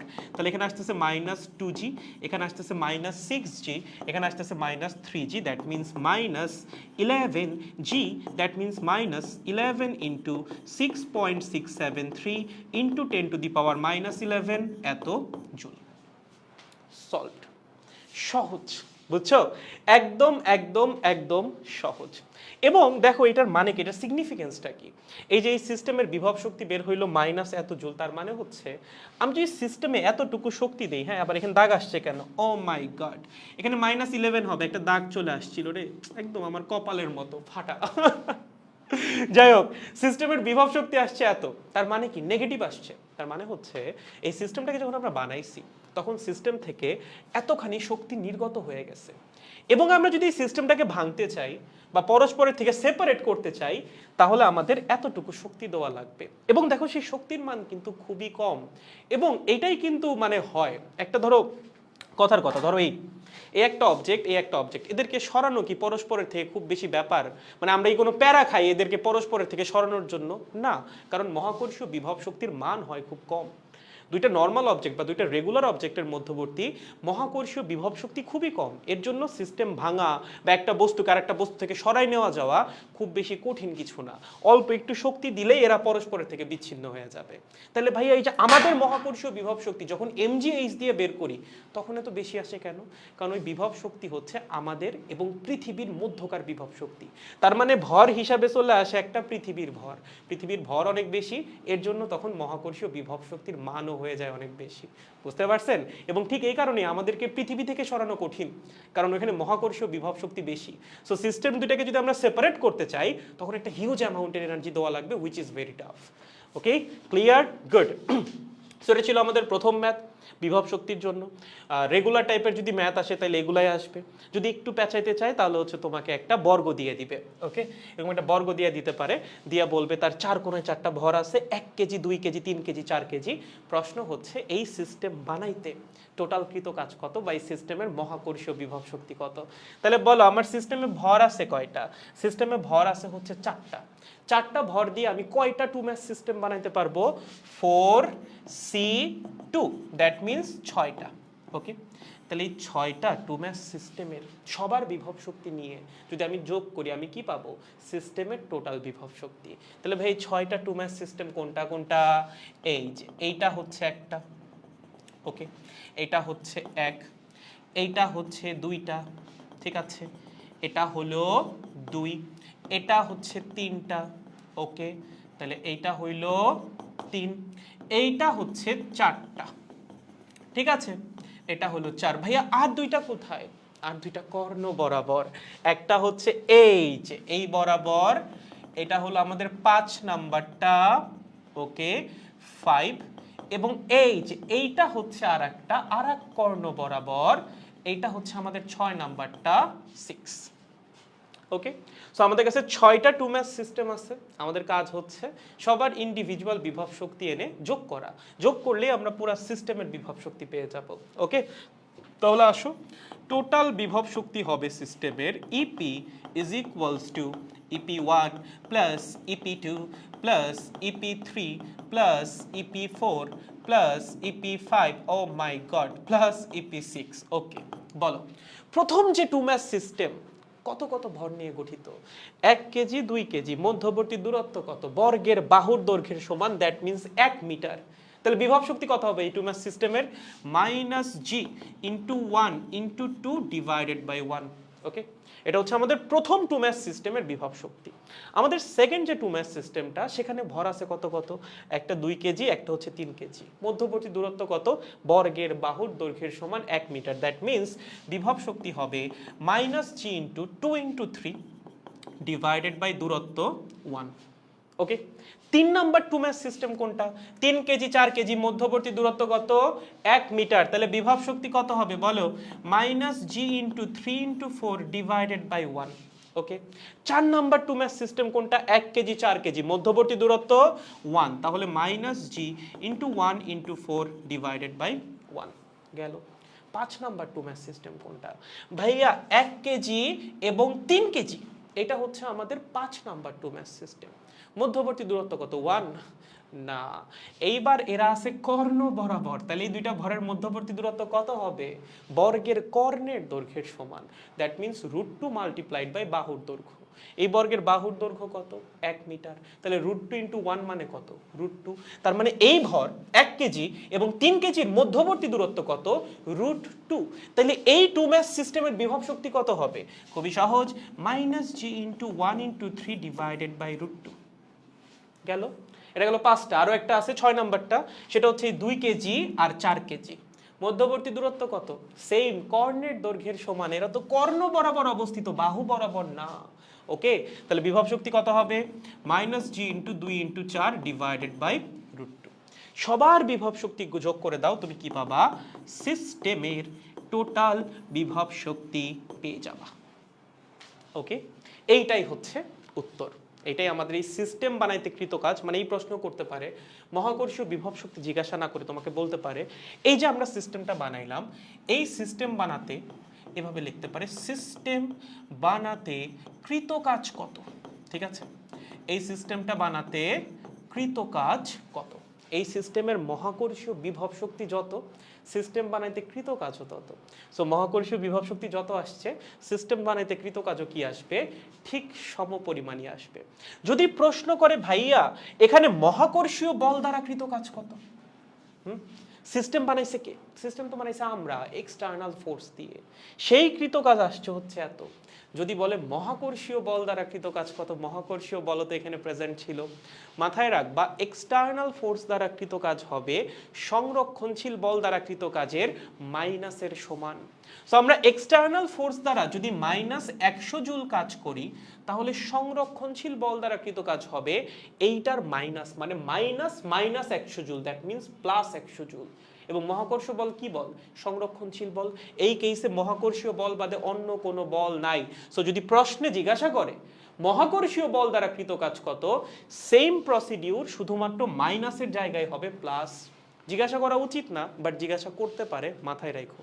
বাহ্যিক বল দ্বারা কৃত কাজটা আসবে মাইনাস, যেটা আসবে বিভব শক্তির সমান। বাট প্রশ্ন যদি উল্টাটা হয়, মহাকর্ষীয় বল দ্বারা কৃত কাজ কত, সব কিছু সেম থাকবে, যেখানে মাইনাস সেখানে হবে শুধুমাত্র প্লাস। দ্যাট মিন্স ফর্মুলার মাইনাসটা থাকবে না। ওকে, একটু লিখে দিই, তাও তোমরা তো আসলে মানুষ ভালো না, তোমরা এগুলো ভুলে যাবা। ওকে, পরে পরীক্ষায় যা মনে পড়বে। চলো, মহাকর্ষীয় বল দ্বারা যদি কৃত কাজ জিজ্ঞাসা করে, তাহলে সেটা হবে হচ্ছে Gm1m2 divided by r। That means মাইনাসটা থাকবে না। বাহ্যিক বল দ্বারা কৃত কাজ যেটা হবে, মহাকর্ষীয় বল দ্বারা কৃত কাজ হবে, সেটার সামনে একটা -1 দিয়ে গুণ। সো এখানে মাইনাস ছিল, মহাকর্ষীয় বল দ্বারা কৃত কাজ বের করার সময় মাইনাসটা থাকবে না। পারবো? শিওর? দেখা তো বুঝছো কিনা এই পর্যন্ত? গাইজ, এই পর্যন্ত কি আমরা বুঝছি নাকি কারো কোনো কনফিউশন আছে? Let me no. ভাই ফ্যাক্টোরিয়ালটা বুঝি না, একটু বুঝাইয়া দেন। তোমাদের 9-10 ফ্যাক্টোরিয়াল ছিল না? 9-10 ফ্যাক্টোরিয়াল ছিল না? না, যাই হোক, ধরো তোমারে বলছে 4 ফ্যাক্টোরিয়াল। 4 ফ্যাক্টোরিয়াল মানে হচ্ছে 4 থেকে শুরু করে 1 পর্যন্ত যতগুলা পূর্ণ সংখ্যা আছে সবার গুণফল। দ্যাট মিন্স 4 ফ্যাক্টোরিয়াল মানে হচ্ছে 4 ইন্টু 3 ইন্টু 2 ইন্টু 1। ওকে, তোমারে বলছে 5 ফ্যাক্টোরিয়াল, তার মানে 5 থেকে শুরু করে 1 পর্যন্ত যতগুলা পূর্ণ সংখ্যা আছে সবার গুণফল 5 ইন্টু 4 ইন্টু 3 ইন্টু 2 ইন্টু 1। তাহলে যদি বলে 2 ফ্যাক্টোরিয়াল, তার মানে 2 থেকে 1 পর্যন্ত যতগুলো পূর্ণ সংখ্যা আছে তাদের গুণফল কতগুলো আছে? 2 আর 1। দ্যাট মিন্স 2 ফ্যাক্টোরিয়াল হবে হচ্ছে 2 ইন্টু 1। 3 factorial 3 into 2 into 1। ওকে, দেখো সহজ একদম। ক্লিয়ার এই পর্যন্ত বাচ্চারা? কারো কি এগুলো নিয়ে কনফিউশন আছে? এই সেম জিনিস আমরা স্থির তরিতেও কিন্তু পড়ছি, তোমাদের যদি মনে পড়ে। আবার বিভব শক্তির এই কনসেপ্টটা আমরা চ্যাপ্টার 5এও পড়ছি। সো ইটস নাথিং নিউ, এটা নতুন কোনো কিছু না, তোমাদের এগুলো পড়া জিনিস। ওকে, ক্রিস্টাল ক্লিয়ার। ওকে দাদা, সামারি দেন আরেকবার একটু। আচ্ছা, সামারি যদি বলি সেটা হচ্ছে, তোমাকে যদি এরকম একটা বড় সড়ো সিস্টেম দেয়, তোমার প্রথমে দেখা লাগবে তোমার সিস্টেমের মধ্যে 2 ম্যাচ সিস্টেম কয়টা আছে, এবং সেটা বের করার প্রসেস খুব সহজ। তুমি দেখবা তোমার সিস্টেমে ভর কয়টা আছে। যদি 5টা ভর থাকে তাহলে তোমার সিস্টেমের মধ্যে 2 ম্যাচ সিস্টেম আছে 5C2 সংখ্যক। যদি 4টা ভর থাকে তাহলে 2 ম্যাচ সিস্টেম আছে 4C2 সংখ্যক। আর যদি 3টা ভর থাকে সেক্ষেত্রে 2 ম্যাচ সিস্টেম আছে 3C2 সংখ্যক। যতগুলো 2 ম্যাচ সিস্টেম আছে সবার ইন্ডিভিজুয়াল বিভব শক্তি বের করা লাগবে, দেন সবগুলোকে যোগ করা লাগবে। যোগ করলে তুমি সিস্টেমের টোটাল বিভব শক্তি পাবা। এবং এক একটা 2 ম্যাচ সিস্টেমের বিভব শক্তি কত হবে? -g মাল্টিপ্লাইড বাই যেই দুইটা ভর মিলে 2 ম্যাচ সিস্টেমটা তৈরি করছে তাদের ভরের গুণফল ডিভাইডেড বাই ওই দুইটা ভরের মধ্যবর্তী দূরত্ব। লেটস সাপোজ এই 2 ম্যাচ সিস্টেম এটা কে কে তৈরি করছে? 1 কেজি আর 2 কেজি। তাহলে -g ইন্টু দুইটা ভরের গুণফল 1 ইন্টু 2 ডিভাইডেড বাই এই দুইটা ভরের মধ্যবর্তী দূরত্ব 1 মিটার। সেটাই দেখো এখানে বসাইছি। এভাবে গ্র্যাজুয়ালি 6টা 2 ম্যাচ সিস্টেম আছে, 6 জনের বিভব শক্তি বসাইছি, সবগুলোকে যোগ করে দিছি। যোগ করলেই সিস্টেমের টোটাল বিভব শক্তি বের হয়ে গেছে। পারবো? গুড, সহজ একদম। আসো নেক্সট, এটা গেল হচ্ছে 2 নাম্বার ম্যাথ। আসো 3 নাম্বার ম্যাথ। 3 নাম্বারে কি বলছে? টা টা ঠা ঠা ঠা। ওকে, একটা সিস্টেম আছে। ওকে, সিস্টেমে দুইটা ভর আছে, একটা দিছে m কেজি আর একটা দিছে m2 কেজি। আচ্ছা একটা কাজ করি, আমরা এটা দিই m1 কেজি। হ্যাঁ, m1 m1। তাহলে আমাদের কাছে দুইটা ভর আছে, একটা হচ্ছে m1 কেজি আর একটা হচ্ছে m2 কেজি। প্রথম অবস্থায় ধরো এটা হচ্ছে আমাদের a অবস্থা। ওকে, প্রথম অবস্থায় দুইটা ভরের মধ্যবর্তী দূরত্ব হচ্ছে a। আমরা পরবর্তীতে কি করছি? এই দুইটা ভরকে 3a দূরত্বে নিয়ে গেছি। তাহলে দুইজন ছিল a দূরত্বে, আমরা কি করছি? উল্টা দিকে বল প্রয়োগ করে এদেরকে নিয়ে গেছি পরস্পর থেকে 3a পরিমাণ দূরত্বে। তাহলে এখানে বল প্রয়োগ করা লাগছে না? অবশ্যই বল প্রয়োগ করা লাগছে। স্মরণ ঘটছে না? অবশ্যই স্মরণ ঘটছে। প্রশ্ন হচ্ছে এই যে আমরা সিস্টেমটাকে এ অবস্থা থেকে বা এ স্টেট থেকে বি স্টেটে বা বি অবস্থায় নিয়ে আসলাম, তার জন্য কৃতকাজ কত? মানে সিস্টেমকে এই অবস্থা থেকে এই অবস্থায় নিয়ে আসতে এক্সটার্নাল ফোর্স দ্বারা কৃতকাজ কত? কেমনে বের করবা? খুবই সহজ। এক্সটার্নাল ফোর্স দ্বারা কৃত কাজ কার সমান? সিস্টেমের বিভব শক্তির পরিবর্তনের সমান। তোমার জাস্ট একটা কাজই করা লাগবে, তোমার দেখা লাগবে শুরুতে সিস্টেমের বিভব শক্তি কত ছিল এবং ফাইনালি সিস্টেমের বিভব শক্তি কত হয়েছে। সিস্টেমের ফাইনাল বিভব শক্তি থেকে ইনিশিয়াল বিভব শক্তিকে বিয়োগ করে দিলে তুমি পাবা সিস্টেমের বিভব শক্তির পরিবর্তন, এবং সেই বিভব শক্তির পরিবর্তনই হবে এক্সটার্নাল ফোর্স দ্বারা কৃত কাজের সমান। তাহলে আমরা কি করব? এই দুইটা স্টেটে সিস্টেমের বিভব শক্তি নির্ণয় করব। ওকে, যে শুরুতে বা এ অবস্থায় সিস্টেমের বিভব শক্তি কত ছিল? ইপিএ। কেমনে বের করব ভাইয়া বিভব শক্তি? দেখো এটা কি একটা 2 ম্যাচ সিস্টেম। 2 ম্যাচ সিস্টেমের বিভব শক্তি কেমনে বের করে? খুবই সহজ, -g ইনটু দুইটা ভরের গুণফল m1 m2। Okay, divided by দুইটা ভরের মধ্যবর্তী দূরত্ব a। গেল। তাহলে এটা হচ্ছে এ অবস্থায় সিস্টেমের বিভব শক্তি। ভাইয়া বি অবস্থায় সিস্টেমের বিভব শক্তি কত? ভরের মান চেঞ্জ হয় নাই, চেঞ্জ হয়েছে মধ্যবর্তী দূরত্ব। কত হয়েছে? আগে ছিল এ, এখন হয়ে গেছে 3a। দ্যাট মিন্স বি অবস্থায় সিস্টেমের যে পটেনশিয়াল এনার্জি বা বিভব শক্তি সেটা হবে -g m1 m2 divided by 3a। ওকে, তাহলে এটা হচ্ছে ইনিশিয়াল অবস্থায় বিভব শক্তি, এটা হচ্ছে ফাইনাল অবস্থায় বিভব শক্তি। কারণ শুরুতে সিস্টেম ছিল এই অবস্থায়, পরে গেছে বি অবস্থায়। তাহলে এটা ইনিশিয়াল অবস্থা, এটা ফাইনাল অবস্থা। তাহলে সিস্টেমের বিভব শক্তির পরিবর্তন কত হবে? খুবই সহজ, সিস্টেমের বিভব শক্তির পরিবর্তন ডেল ইপি হবে সিস্টেমের ফাইনাল বিভব শক্তি মাইনাস ইনিশিয়াল বিভব শক্তি। ওকে, ফাইনাল বিভব শক্তি কত? -g m1 m2 divided by 3a।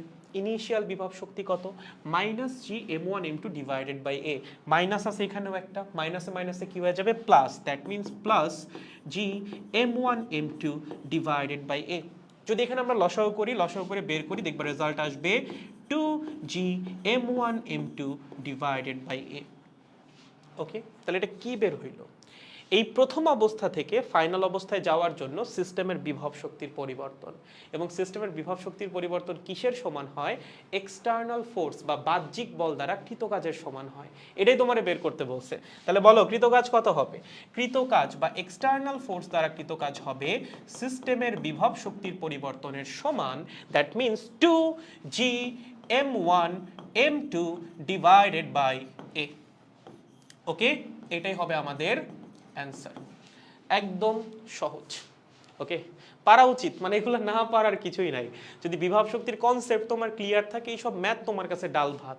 এবং এইসব ম্যাথ কিন্তু আসে এইচএসসি পরীক্ষা, আমি খুব একটা আসতে দেখি না, এমসিকিউতে আসে মাঝে মধ্যে, রিটেনে এই প্রবলেমগুলো খুব বেশি দেয় না। কারণ এইচএসসিতে হচ্ছে স্যারদের পছন্দের টপিকই কৃত্রিম উপগ্রহ, মুক্তিবেগ আর গ্র্যাভিটি। বিভব শক্তি থেকে খুব বেশি প্রশ্ন আমি কখনো এইচএসসি পরীক্ষায় আসতে দেখি নাই। বাট ওই যে অ্যাডমিশনের জন্য তোমার লাগবে, এমসিকিউ এর জন্য লাগবে, রিটেনে না আসলেও এমসিকিউতে আসতে পারে। পারবো? ওকে, আই গেস আসলেও পারবা, এগুলো কঠিন কোনো ব্যাপার না। জাস্ট মাথায় রাখতে হবে বাহ্যিক বল দ্বারা কৃত কাজ হবে সিস্টেমের বিভব শক্তির পরিবর্তনের সমান। ওকে, গুড। আসো নেক্সট কি বলেছে। ওকে, আমাদের সিস্টেম প্রথমে এ স্টেটে আছে। এ স্টেটের অবস্থাটা দেখো। এ স্টেট হচ্ছে একটা সমবাহু ত্রিভুজ যার প্রত্যেকটা বাহুর দৈর্ঘ্য এ, এবং প্রত্যেকটা কৌণিক বিন্দুতে ভর রাখা আছে, প্রত্যেকটা ভরের মান এম কেজি। তাহলে এখানে আছে এম কেজি, এখানে আছে এম কেজি, এখানে আছে এম কেজি। তার মানে প্রত্যেকটা ভরের মধ্যবর্তী দূরত্ব শুরুতে ছিল এ। পরবর্তীতে আমরা কি করছি, চার পাশে ধরে টেনে এই ত্রিভুজটাকে বড় করছি। প্রথমে ত্রিভুজের বাহুর দৈর্ঘ্য ছিল এ, পরবর্তীতে আমাদের বল প্রয়োগের জন্য ত্রিভুজের বাহুর দৈর্ঘ্য হয়ে গেছে টুয়াইজ এ। দ্যাট মিনস এই ভরগুলার মধ্যবর্তী দূরত্ব বাইরে গেছে। আগে দেখো এই ভর এবং এই ভরের মধ্যবর্তী দূরত্ব কত ছিল এ, এখন কত হয়ে গেছে? এই ভর আর এই ভরের মধ্যবর্তী দূরত্ব টুয়াইস এ, এইটার আর এইটার মধ্যবর্তী দূরত্ব টুয়াইস এ, এইটা আর এইটার মধ্যবর্তী দূরত্ব টুয়াইস এ। দ্যাট মিনস এখানে সরণ তো একটা ঘটছে, এবং এই সরণ ঘটানোর জন্য আমাদের অবশ্যই বল প্রয়োগ করা লাগছে। প্রশ্ন হচ্ছে কৃত কাজ কত? কেমনে বের করবা বলো?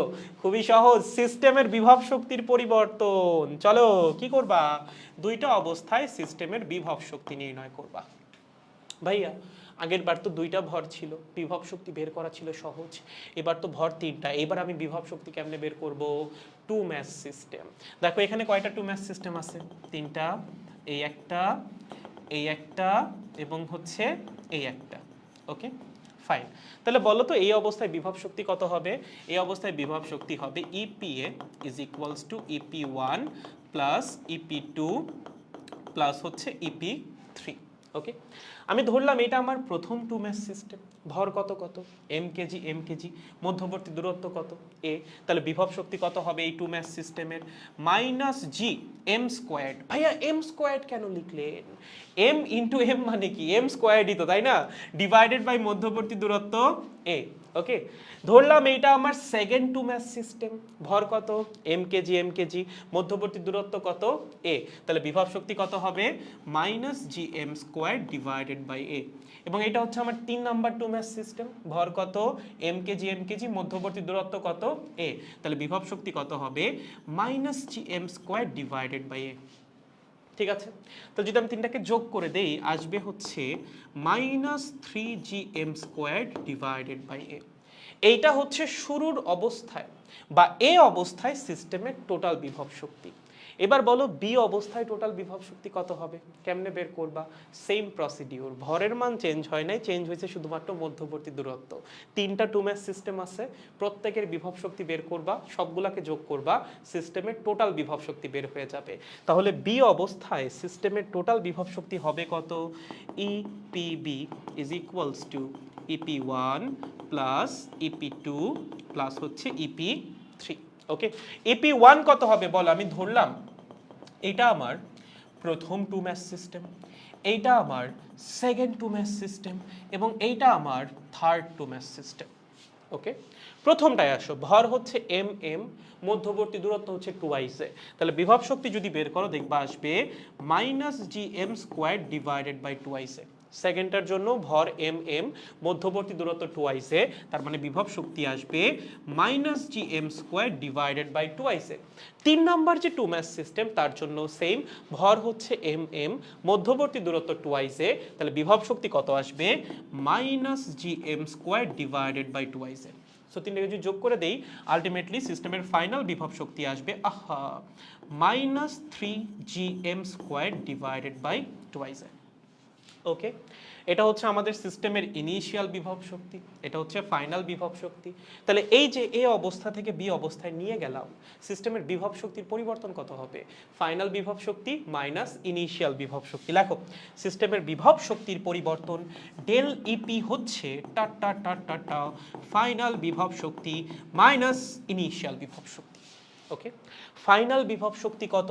ফাইনাল বিভব শক্তি হচ্ছে minus 3gm square divided by twice A. Okay, initial বিভব শক্তি কত? Minus 3gm square by A. But initial বিভব শক্তির সামনেও তো একটা মাইনাস আছে, মাইনাসে মাইনাসে কি হয়ে যাবে? Plus. That means plus 3gm squared by A, যোগ করলে পেয়ে যাবা 3gm স্কোয়ার্ড ডিভাইডেড বাই টুয়াইসে।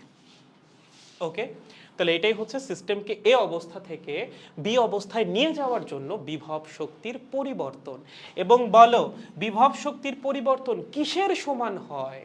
বাহ্যিক বল দ্বারা কৃত কাজের। তাহলে এই যে সিস্টেমটাকে এ অবস্থা থেকে বি অবস্থায় নিয়ে গেলাম, তার জন্য বাহ্যিক বল দ্বারা কৃত কাজ কত হবে? সিস্টেমের বিভব শক্তির পরিবর্তনের সমান। দ্যাট মিনস 3gm স্কোয়ার্ড, লেখো 3gm square divided by twice A. হ্যাঁ ঠিক আছে, এটাই হবে আমাদের অ্যান্সার। বুঝছো? এই ম্যাথগুলো কিন্তু অনেক সুন্দর। হ্যাঁ, মানে ম্যাথগুলো কিন্তু কঠিন না। দেখো এখানে এক লাইন বা দুই লাইন, এখানে দুই লাইন, দেন খালি বিয়োগ করা।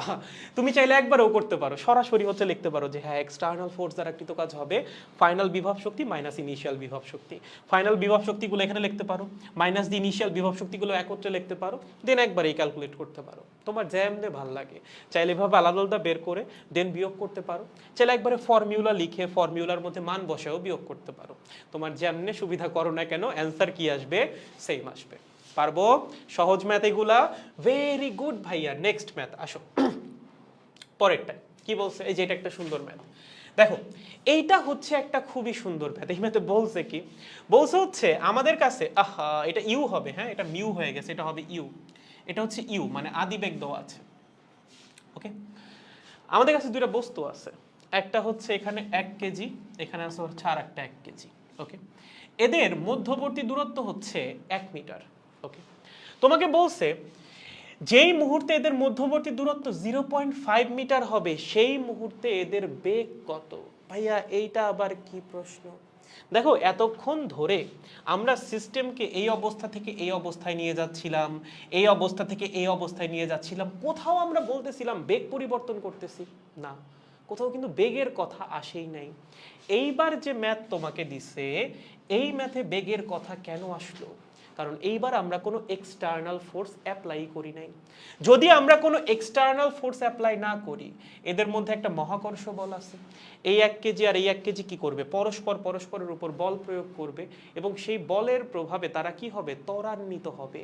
দ্যাট মিনস তারা পরস্পরের দিকে আগায় আসতে থাকবে একটা সার্টেন অ্যাক্সিলারেশনে। অ্যাক্সিলারেশন কেন আসতেছে? যখনই তুমি একটা বস্তুর উপর বল প্রয়োগ করবা বা তার উপর একটা নিট ফোর্স থাকবে, অবশ্যই তার কি হবে?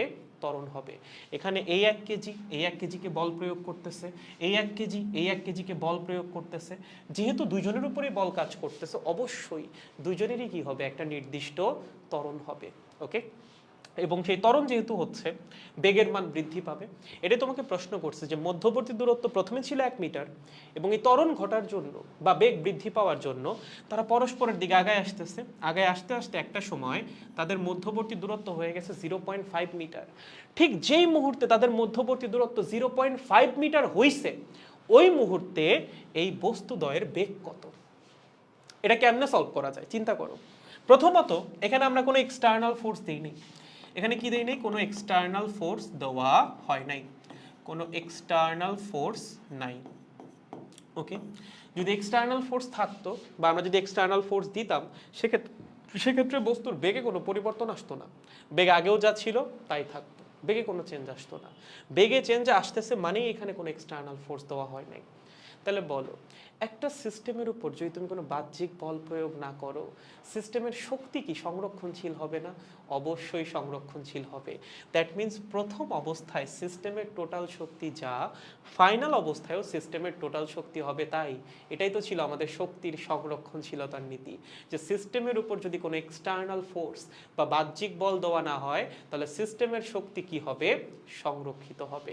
তাহলে ধরেন এটা হচ্ছে আমাদের এ অবস্থা, ওকে, এবং এইটা হচ্ছে আমাদের বি অবস্থা। আমার শক্তির সংরক্ষণশীলতার নীতি কি বলে?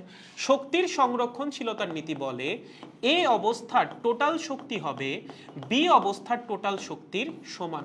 কারণ আমরা এখানে কোনো এক্সটার্নাল ফোর্স অ্যাপ্লাই করি নাই। যদি এক্সটার্নাল ফোর্স অ্যাপ্লাই করতাম সেক্ষেত্রে ম্যাথটা সলভ করতে পারতাম আমরা? পারতাম। কেমনে? কাজ শক্তি উপপাদ্য দিয়ে। কাজ শক্তি উপপাদ্য হচ্ছে শক্তির সংরক্ষণশীলতার নীতির মোর জেনারেলাইজড ভার্সন, যেটা আমরা চ্যাপ্টার 5-এ পড়ে আসছি। আর যদি কোনো এক্সটার্নাল ফোর্স না থাকে সেক্ষেত্রে কাজ শক্তি উপপাদ্যটাই শক্তির সংরক্ষণশীলতার নীতি হয়ে যায়, এবং তখন আমরা শক্তির সংরক্ষণশীলতার নীতি দিয়ে খুব ইজিলি ম্যাথ সলভ করতে পারি। বাট যদি এক্সটার্নাল ফোর্স থাকে তখন কিন্তু তুমি শক্তির সংরক্ষণশীলতার নীতি অ্যাপ্লাই করতে পারবা না। তখন তোমার অ্যাপ্লাই করা লাগবে হচ্ছে কাজ শক্তি উপপাদ্য। ঠিক আছে, গুড। এখন আসো, এখন হচ্ছে ভাইয়া আমার এই অবস্থার যে টোটাল এনার্জি সেটা বি অবস্থার টোটাল এনার্জির সমান হবে, কারণ কোনো বাহ্যিক বল নাই, শক্তি টোটালে সংরক্ষণশীল হবেই। এখন এই অবস্থায় এনার্জি আছে কি কি? বিভব শক্তি আর গতি শক্তি। তুমি নিজেই একবার চিন্তা করো, এই অবস্থায় আদিবেগ কত? ওর আদিবেগও শূন্য, ওর আদিবেগও শূন্য, তার মানে শুরুতে দুইটা বস্তু তো স্থিরই ছিল। তাহলে শুরুতে কোনো গতিশক্তি আছে? কোনো গতিশক্তি নাই। তার মানে শুরুতে বা এই অবস্থায় গতিশক্তি হবে শূন্য। ওকে ভাইয়া, এই অবস্থায় কি কোনো বিভব শক্তি থাকবে? অবশ্যই থাকবে। এটা একটা two mass system, two mass সিস্টেমের একটা বিভব শক্তি তো অবশ্যই থাকবে। তাহলে এই অবস্থায় সেই বিভব শক্তি কত হবে? এই অবস্থায় সেই বিভব শক্তি হবে EPA is equals to minus G multiplied by two mass সিস্টেমের দুইটা ভরের গুণফল 1 কেজি 1 কেজি ডিভাইডেড বাই তাদের মধ্যবর্তী দূরত্ব 1 মিটার। তার মানে 1 × 1 ডিভাইডেড বাই 1। এটা হচ্ছে এই অবস্থার বিভব শক্তি। ওকে, এই অবস্থায় দুইটা বস্তু ছিল স্থির, গতিশক্তি শূন্য, যার কোনো বেগই নেই, তার গতিশক্তি কই থেকে আসবে? আর এই অবস্থায় বিভব শক্তি হচ্ছে এটা। কেমনে বের করলাম? টু ম্যাচ সিস্টেমের ফর্মুলা দিয়ে। ওকে, এবার বি অবস্থায় টোটাল শক্তি কত হবে? বি অবস্থায় বিভব শক্তি কত হবে বলো? বি অবস্থায় বিভব শক্তি হবে, এখানে লিখতেছি, হ্যাঁ, ই পিবি। বলো, এটাও কি একটা টু ম্যাচ সিস্টেম? পরিবর্তনটা কিসে আসছে? পরিবর্তন আসছে মধ্যবর্তী দূরত্বে। ভর এখনো 1 কেজি 1 কেজি। আগে দুইটা ভরের মধ্যবর্তী দূরত্ব ছিল 1 মিটার, এখন দুইটা ভরের মধ্যবর্তী দূরত্ব হয়ে গেছে 0.5 মিটার। তাহলে এই অবস্থায় এই টু ম্যাচ সিস্টেমের বিভব শক্তি কত হবে? Minus G into 1 divided by 0.5, that means minus twice G. এটা হচ্ছে বি অবস্থায় বিভব শক্তি। ভাইয়া, বি অবস্থায় গতি শক্তি কত হবে? দেখো এখানে গতি শক্তি কিন্তু দুইটা বস্তুর, এই বস্তুও বেগ লাভ করবে, এই বস্তুও বেগ লাভ করবে। এমন না কিন্তু যে একজন স্থির থাকবে আর একজন বেগ লাভ করবে, এরকম না। এরকম হয় যখন একটা বস্তুর ভর হয় অনেক বেশি আর একটা বস্তুর ভর হয় অনেক কম। যেমন পৃথিবী আর আমরা, আমাদের মধ্যে যে মহাকর্ষ বল কাজ করে তার জন্য পৃথিবী গতিশীল হয় না, গতিশীল হয়ে আমরা, কারণ আমাদের ভর পৃথিবীর ভরের তুলনায় খুবই কম। যদি এমন হইতো তোমার ভরও 6 × 10⁻24 কেজি, তাহলে দেখতে তুমিও আগাচ্ছ, পৃথিবীও আগাচ্ছে। সেখানেও সেম কাহিনী, এই 1 কেজি ভরের বস্তু এই 1 কেজির উপরেও বল প্রয়োগ করবে, আবার এই 1 কেজি ভরের বস্তু এই 1 কেজির উপরেও বল প্রয়োগ করবে। গতিশীল হবে দুইজনই, দুইজনের উপরেই প্রযুক্ত বলের মান হবে সমান এবং ত্বরণের মান হবেও সমান। তার মানে একটা নির্দিষ্ট দূরত্ব অতিক্রম করার পরে দুইজনই একটা সমান পরিমাণ বেগ লাভ করবে। তাহলে ধরো ওই 0.5 মিটার আসার পরে আমাদের এই বস্তুর বেগও হয়েছে ভি, এই বস্তুর বেগও হয়েছে ভি। তাহলে সিস্টেমে গতিশক্তি কয়টা?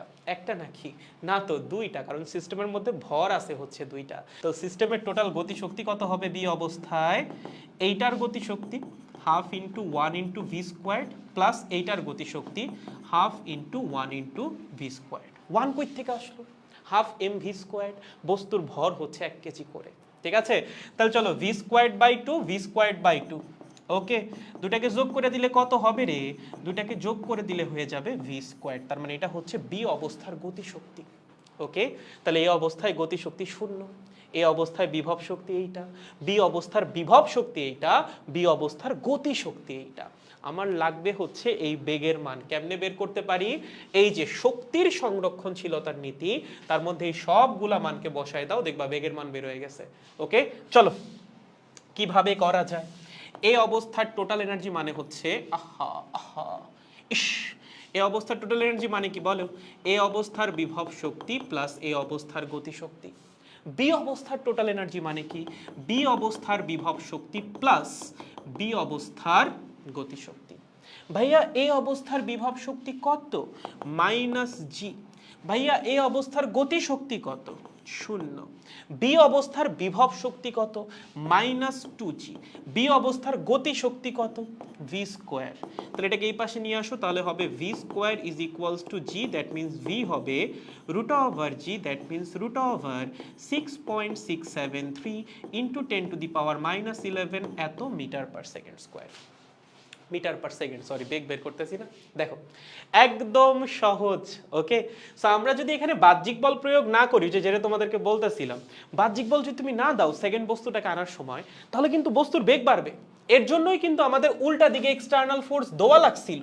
ওকে, যেন বস্তুর বেগে কোনো পরিবর্তন না আসে, বস্তুর গতি শক্তি যেন চেঞ্জ না হয়, চেঞ্জ যেন হয় শুধুমাত্র বিভব শক্তি। যদি এখানে আমরা উল্টা দিকে এক্সটার্নাল ফোর্স দিতাম সমপরিমাণ, তাহলে দেখতে বস্তুর বেগ আগেও শূন্য পরেও শূন্যই থাকতো, চেঞ্জ হইতো শুধুমাত্র বিভব শক্তি। ঠিক আছে, সো যদি আমরা এক্সটার্নাল ফোর্স নাও দেই, তাও কিভাবে ম্যাথ সলভ করা লাগবে সেটাও আগে বুঝে গেছো। এর চেয়ে কঠিন ম্যাথ আর আসার সম্ভাবনা নেই বিভব শক্তি থেকে।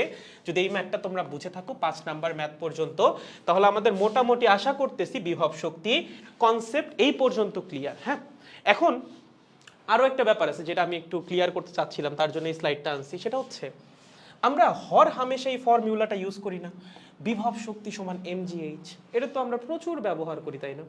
আজকে আবার আমরা কি পড়তেছি? আজকে পড়তেছি হচ্ছে বিভব শক্তি সমান minus G m1 m2 divided by R. তাহলে সঠিক কোনটা? সঠিক কি এইটা নাকি সঠিক এইটা?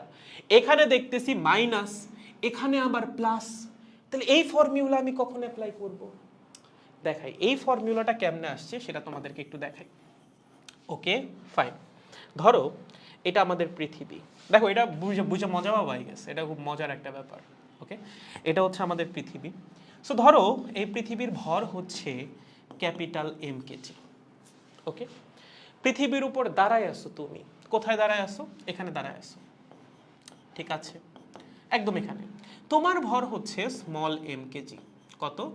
Small M kg. পরবর্তীতে তুমি কি করছো? এইচ মিটার উপরে উঠছো। এখন আমি যদি তোমাকে প্রশ্ন করি, এই যে তুমি এইচ মিটার উপরে উঠলা, তার জন্য তোমার বিভব শক্তি কত? তখন তুমি কি বলো?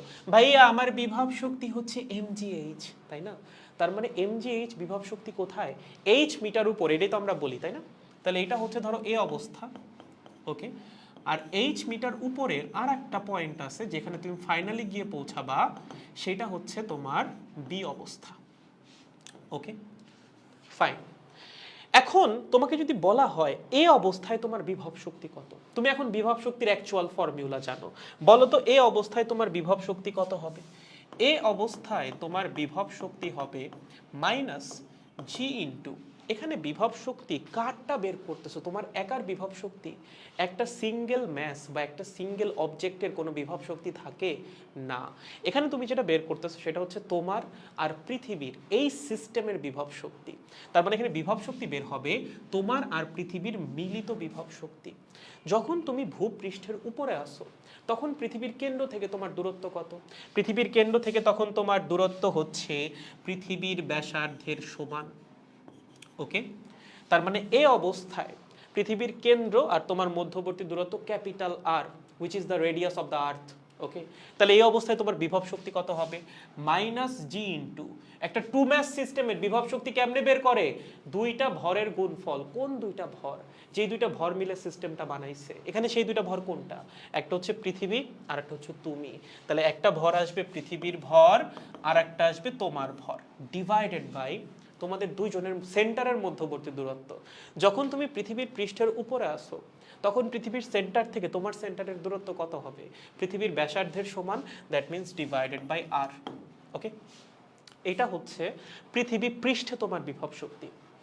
যখন তুমি পৃথিবী পৃষ্ঠ থেকে এইচ মিটার উপরে উঠে গেছো তখন বিভব শক্তি কত হবে বলো? তখন চেঞ্জ হবে কি? তখন কি ভর চেঞ্জ হবে?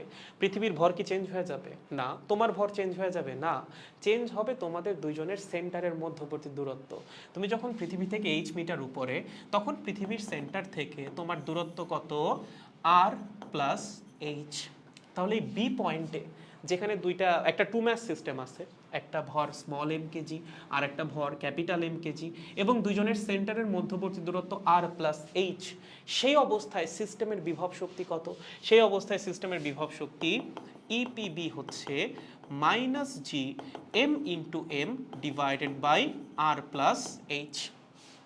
ওকে, তাহলে তুমি প্রথমে এ অবস্থায় ছিলা, সেখান থেকে বি অবস্থায় গেছো। যখন এ অবস্থায় বা পৃথিবী পৃষ্ঠে ছিলা তখন তোমার বিভব শক্তি ছিল এইটা। যখন পৃথিবী পৃষ্ঠ থেকে এইচ মিটার উপরে গেছো তখন তোমার বিভব শক্তি হয়েছে এইটা। তাহলে বিভব শক্তির পরিবর্তনটা কত বলো? কেমনে বের করে বিভব শক্তির পরিবর্তন? এতক্ষণ ধরে এটাই পড়তেছি। ফাইনাল বিভব শক্তি মাইনাস ইনিশিয়াল বিভব শক্তি, মানে বি অবস্থার বা ফাইনাল অবস্থার পটেনশিয়াল এনার্জি মাইনাস ইনিশিয়াল অবস্থায় যখন তুমি পৃষ্ঠের উপরে ছিলা তখনকার বিভব শক্তি। ওকে, তাহলে চলো মানটি একটু বসাই দেই। Minus G M M divided by R plus H, আর এটা মাইনাসে মাইনাসে হয়ে যাবে plus, plus G M M divided by R. এখান থেকে কমন নেওয়া যায় কি? কমন নেওয়া যায় হচ্ছে জি এম এম। যদি আমরা জি এম এমটাকে কমন নিই, দেখো কি আসে, ভিতরে আসে 1/r minus 1/r plus H. ওকে, যদি একটু লসাগু করি ভাইয়া, কি করি? যদি একটু লসাগু করি, লসাগু করলে কি হবে? লসাগু করলে হবে জি এম এম, নিচে আসবে টাটা টাটা টা R into R plus H, এখানে আসবে R plus H minus R, that means উপরে থাকবে শুধুমাত্র এইচ। ওকে, এই পর্যন্ত কোনো কনফিউশন নাই? এখানে কি করছি? জাস্ট লসাগু করছি। আর ইন্টু আর প্লাস এইচ, এখানে আর প্লাস এইচ আসবে, মাইনাস আসবে হচ্ছে আর। তাহলে দেখো উপরের আর এবং আর কাটাকাটি যাবে, থাকবে কি?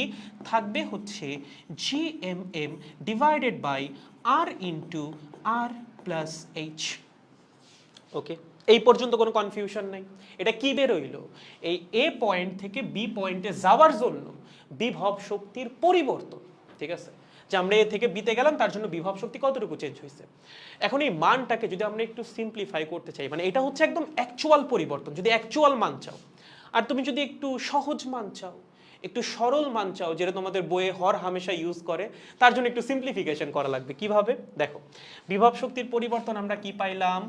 Del U is equals to G, আচ্ছা এখানে একটা এইচ আছে, আমি উপরের এইচটা দিতে ভুলেই গেছি, যেখানে আর আর কাটাকাটি যাবে, একটা এইচ থাইকা যাবে। ওকে, তাহলে বলো ডেল ইউ সমান কি?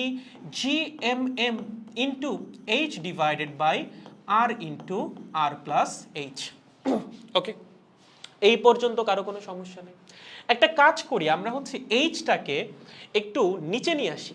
ওকে, বা এইচকে যদি তুমি নিচে নাও আসো তাও কোনো সমস্যা নেই। একটু খেয়াল করো, এখানে এই যে আমরা ফর্মুলাটা ইউজ করি, বিভব শক্তি U is equals to M G H, এই ফর্মুলা কতক্ষণ পর্যন্ত ভ্যালিড বলো তো? যতক্ষণ পর্যন্ত গ্র্যাভিটির মান কনস্ট্যান্ট। গ্র্যাভিটির মান যদি কনস্ট্যান্ট না থাকে তাহলে কিন্তু আর এই ফর্মুলা ভ্যালিড হবে না। তুমি ধরো এই বস্তুকে নিয়ে গেছো 1000 কিলোমিটার উপরে, হ্যাঁ, তোমাকে প্রশ্ন করছে বিভব শক্তি কত, তুমি বলছো এমজিএইচ, জি এর মান কত? 9.8। ভুল, ম্যাথ ভুল। তুমি বললে না ভাই আমি জি এর মান বসাবো ওই 1000 কিলোমিটার উপরের গ্র্যাভিটি, তাও ভুল। এই 0 কিলোমিটার থেকে 1000 কিলোমিটার পর্যন্ত পুরা রাস্তা জুড়ে গ্র্যাভিটির মান কি কনস্ট্যান্ট ছিল? ছিল না। এতদিনে তো বুঝাই গেছে আমরা গ্র্যাভিটির পরিবর্তন পড়ছি না, উচ্চতা পরিবর্তন হইলেই গ্র্যাভিটি চেঞ্জ হয়। সো এই যে বিভব শক্তির ফর্মুলা, এইটা কতক্ষণ পর্যন্ত ভ্যালিড? যতক্ষণ না এইচ এর মান অনেক বড় হইতেছে, মানে তুমি যতক্ষণ পর্যন্ত ভূপৃষ্ঠের খুব কাছাকাছি থাকতেছো, গ্র্যাভিটির মান চেঞ্জ হচ্ছে না, ততক্ষণ পর্যন্ত বিভব শক্তির এই ফর্মুলা ভ্যালিড। যখনই তুমি পৃথিবী পৃষ্ঠ থেকে অনেক উপরে উঠে যাবা, 1000 kilometre, 1500 kilometre, 2000 kilometre, that means H এর মান যখন অনেক বড় হয়ে যাবে তখন কিন্তু বিভব শক্তির এই ফর্মুলা খাটবে না। ইনফ্যাক্ট এটা কিন্তু বিভব শক্তির একটা স্পেশাল ফর্মুলা, জাস্ট ভূপৃষ্ঠ থেকে অল্প উচ্চতায়, ধরো 100 মিটার, 200 মিটার, 1 কিলোমিটার এরকম উচ্চতায় যদি বিভব শক্তি বের করতে বলে তখন এই ফর্মুলা ঠিক আছে, এবারে কিন্তু এই ফর্মুলা কখনো ঠিকই নাই। সো এই ফর্মুলা অ্যাপ্লাই করা যায় কখন? যখন H is very very less than R. Okay, শুধুমাত্র তখনই এই ফর্মুলাটা ভ্যালিড। এখন এইচ যদি আর এর চেয়ে অনেক ছোট হয়, ধরো এইচ এর মান হচ্ছে 500 মিটার, ওকে, আর এর মান কত? আর এর মান হচ্ছে 6.4 ইন্টু 10⁶ মিটার। তাহলে বলো তো এই 6.4 ইন্টু 10⁶ এর সাথে 500 যোগ করাও যা, না করাও একই কথা না? এই 500 যোগ করলে কি ওই মানে খুব বেশি পরিবর্তন আসবে? আসবে না। তাহলে এই ফর্মুলা ভ্যালিড হয় যখন এইচ এর মান আর এর মানের চেয়ে অনেক ছোট হয়, এবং এইচ এর মান যদি আর এর মানের চেয়ে অনেক ছোট হয়, দ্যাট মিন্স এইচ এর মানটা হয়ে যাবে তখন নেগলিজিবল। সো এটাকে যদি আমরা আর এর সাথে যোগ করি বা নাও করি, তাতে আসলে মানে খুব বেশি পরিবর্তন আসবে না। দ্যাট মিন্স এই যে আর প্লাস এইচ, এটাকে আমরা লিখতে পারবো অলমোস্ট আর। বুঝছো এটা কেন লিখতে পারতেছি? কারণ আমরা যেই ফর্মুলাটা প্রমাণ করতে চাচ্ছি সেই ফর্মুলার কন্ডিশনেই দেওয়া আছে এইচ এর মান খুব বেশি বড় হওয়া যাবে না, এইচ এর মান আর এর মানের চেয়ে অনেক ছোট হওয়া লাগবে। এইচ এর মান যদি আর এর মানের চেয়ে অনেক ছোট হয়, অনেক ছোট, ধরো 10,000 ভাগের 1 ভাগ, 20,000 ভাগের 1 ভাগ, সেক্ষেত্রে এইচ কে আর এর সাথে যোগ করলেও আর এর মান খুব বেশি চেঞ্জ হবে না। সো আর প্লাস এইচ কে আমরা কি লিখতে পারবো? অলমোস্ট আর। যদি লেখি এই আর প্লাস এইচ কে আমরা যদি অলমোস্ট আর হিসেবেই ধরে নেই, তাহলে লেখা যায় del U is almost equals to G M M into H divided by R into R. Okay, কারণ আর প্লাস এইচ কে লেখা যাচ্ছে অলমোস্ট আর, আর ইন্টু আর মানে কি? আর স্কোয়ার, তাই না? এখন দেখো তোমার ফর্মুলা চলে আসছে G M divided by R square into M into H. এই যে জিএম বাই আর স্কোয়ার, এটা কি? এটাই তো গ্র্যাভিটির ফর্মুলা। এটা গ্র্যাভিটির ফর্মুলা না? এটাও দিন ধরে পড়ে আসছি, মহাকর্ষীয় প্রাবল্য বা গ্র্যাভিটির ফর্মুলা। সো এখান থেকেই তুমি লিখতে পারো বিভব শক্তির পরিবর্তন এম জি এইচ। ওকে, এই যে তুমি এ পয়েন্ট থেকে বা ভূপৃষ্ঠ থেকে এইচ মিটার উপরে গেলা, এইচ এর মান অবশ্যই খুব বেশি বড় হওয়া যাবে না। খুব বেশি বড় হইলে অবশ্যই এই ফর্মুলা দিয়ে তোমার বিভব শক্তি নির্ণয় করা লাগবে। যদি এইচ এর মানটা তুলনামূলকভাবে ছোট হয়, সেক্ষেত্রে এই এইচ মিটার উচ্চতা উঠার জন্য তোমার বিভব শক্তির পরিবর্তন হবে হচ্ছে এম জি এইচ। এবং এটা কিন্তু বিভব শক্তি না, এটা হচ্ছে বিভব শক্তির পরিবর্তন। আমরা ধরে নেই ভূপৃষ্ঠে বিভব শক্তি শূন্য। ওকে, দেখবা আমরা ম্যাক্সিমাম ম্যাথের মধ্যে এটা আমরা কনভেনশন হিসেবে ধরেই নিই যে ভূপৃষ্ঠে হচ্ছে বিভব শক্তি শূন্য। তাহলে ভূপৃষ্ঠে যদি বিভব শক্তি শূন্য হয়, মানে এ অবস্থায় যদি বিভব শক্তি শূন্য হয়, তাহলে বি অবস্থার বিভব শক্তি কত হবে? ভাই এ থেকে বিতে গেছি, বিভব শক্তির পরিবর্তন আসছে হচ্ছে mgh, that means UB minus UA, final বিভব শক্তি মাইনাস ইনিশিয়াল বিভব শক্তি আসছে হচ্ছে mgh। আমরা ধরেই নিতেছি এ অবস্থার বিভব শক্তি শূন্য, তাহলে এ অবস্থার বিভব শক্তি যদি শূন্য হয়, বি অবস্থার বিভব শক্তি কত আসবে? Simply mgh। বুঝছো? সো এখান থেকে হচ্ছে mgh ফর্মুলাটা আসছে, যেটা তোমরা চ্যাপ্টার 5-এ পড়ে আসো। বাট এটা কিন্তু কোনো জেনারেল ফর্মুলা না, এটা একটা স্পেশাল ফর্মুলা, যেটা অ্যাপ্লিকেবল কোন পর্যন্ত? যতক্ষণ পর্যন্ত এইচ এর মান আর এর মানের চেয়ে অনেক ছোট। দ্যাট মিন্স তুমি ভূপৃষ্ঠের অনেক কাছাকাছি যতক্ষণ থাকবা, ততক্ষণ পর্যন্তই বিভব শক্তির এই ফর্মুলা ভ্যালিড। তুমি যদি ভূপৃষ্ঠ থেকে অনেক উপরে উঠে যাও, তখন কিন্তু বিভব শক্তির এই ফর্মুলা আর খাটবে না। দেখো ক্লিয়ার কিনা? ওকে, এটা লাগবে না, এটা আমি জাস্ট এমনি তোমাদের বোঝানোর জন্য, তোমরা যে কনফিউজড হয়ে যেতে পারো যে হ্যাঁ ভাইয়া বিভব শক্তি পড়াচ্ছেন, এইটা চ্যাপ্টার 5-এ বিভব শক্তি পড়ে আসলাম mgh, তাহলে এইটা কখন অ্যাপ্লাই করবো, এটা কখন অ্যাপ্লাই করবো? এগুলো হচ্ছে জেনারেল ফর্মুলা, জেনারেলাইজড ফর্মুলা, আর এটা হচ্ছে একটা স্পেশাল ফর্মুলা। ওকে, যে আমরা যদি ভূপৃষ্ঠের বিভব শক্তিকে শূন্য ধইরা নেই, দেন হচ্ছে ভূপৃষ্ঠ থেকে এইচ মিটার উপরে উঠি, যখন এইচ এর মান আর এর মানের চেয়ে অনেক ছোট, তখন তুমি এই ফর্মুলা দিয়ে বিভব শক্তি বের করতে পারবা।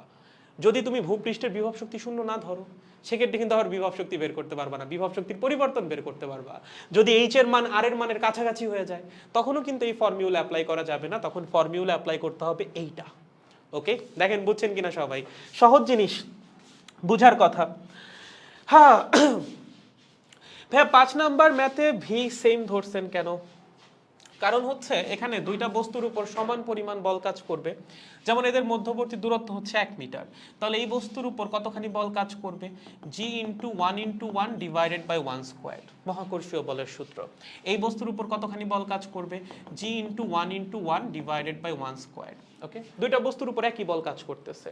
এই বস্তুর ভর কত? 1 কেজি, এই বস্তুর ভরও কত? 1 কেজি। তার মানে এই বস্তুর ত্বরণ কত হবে? বল ডিভাইডেড বাই ভর। ওকে, এই বস্তুর ত্বরণ কত হবে? বল ডিভাইডেড বাই ভর। দুইটা বস্তুর উপর প্রযুক্ত বলের মান সমান না, দেখো তো, বলের মান এখানেও যা, বলের মান এখানেও তাই, আবার দুইজনের ভরও সমান, তার মানে দুইটা বস্তুর ত্বরণও কি হবে? সেমই হবে। তাহলে দুইটা বস্তুর আদি বেগ শূন্য, ত্বরণ সেম, একটা নির্দিষ্ট সময় পর তাদের বেগের মান সেম হবে না? ধর এটা আছে এ বস্তু, এটা হচ্ছে বি বস্তু, দুইজনের আদি বেগ শূন্য, আমি বললাম দুইজনের ত্বরণই 2 metre per second square, 2 second পর তাদের বেগ কত? দুইজনের বেগই সেম হবে 4 মিটার পার সেকেন্ড। সো এর জন্যই হচ্ছে ফাইনাল অবস্থায় দুইজনের ভেলোসিটি সেম ধরা হয়েছে, কারণ তাদের আদি বেগ সেম, তাদের ত্বরণও সেম। সো একটা নির্দিষ্ট সময় পর তাদের যে অর্জিত বেগ বা ফাইনাল ভেলোসিটি সেটাও অবশ্যই সেমই আসবে। ওকে, একদম সহজ। দেখেন সবাই কি বুঝতে পেরেছেন? যদি বুঝে থাকেন তাহলে আমাদের বিভব শক্তি কমপ্লিট। আমরা এখন পড়ব হচ্ছে মুক্তি বেগ। দেখো ক্লিয়ার হয়েছে কিনা? ও মাই গড গাইস, ক্লিয়ার দাদা? ওকে ঠিক আছে, সবার কাছে ক্লিয়ার?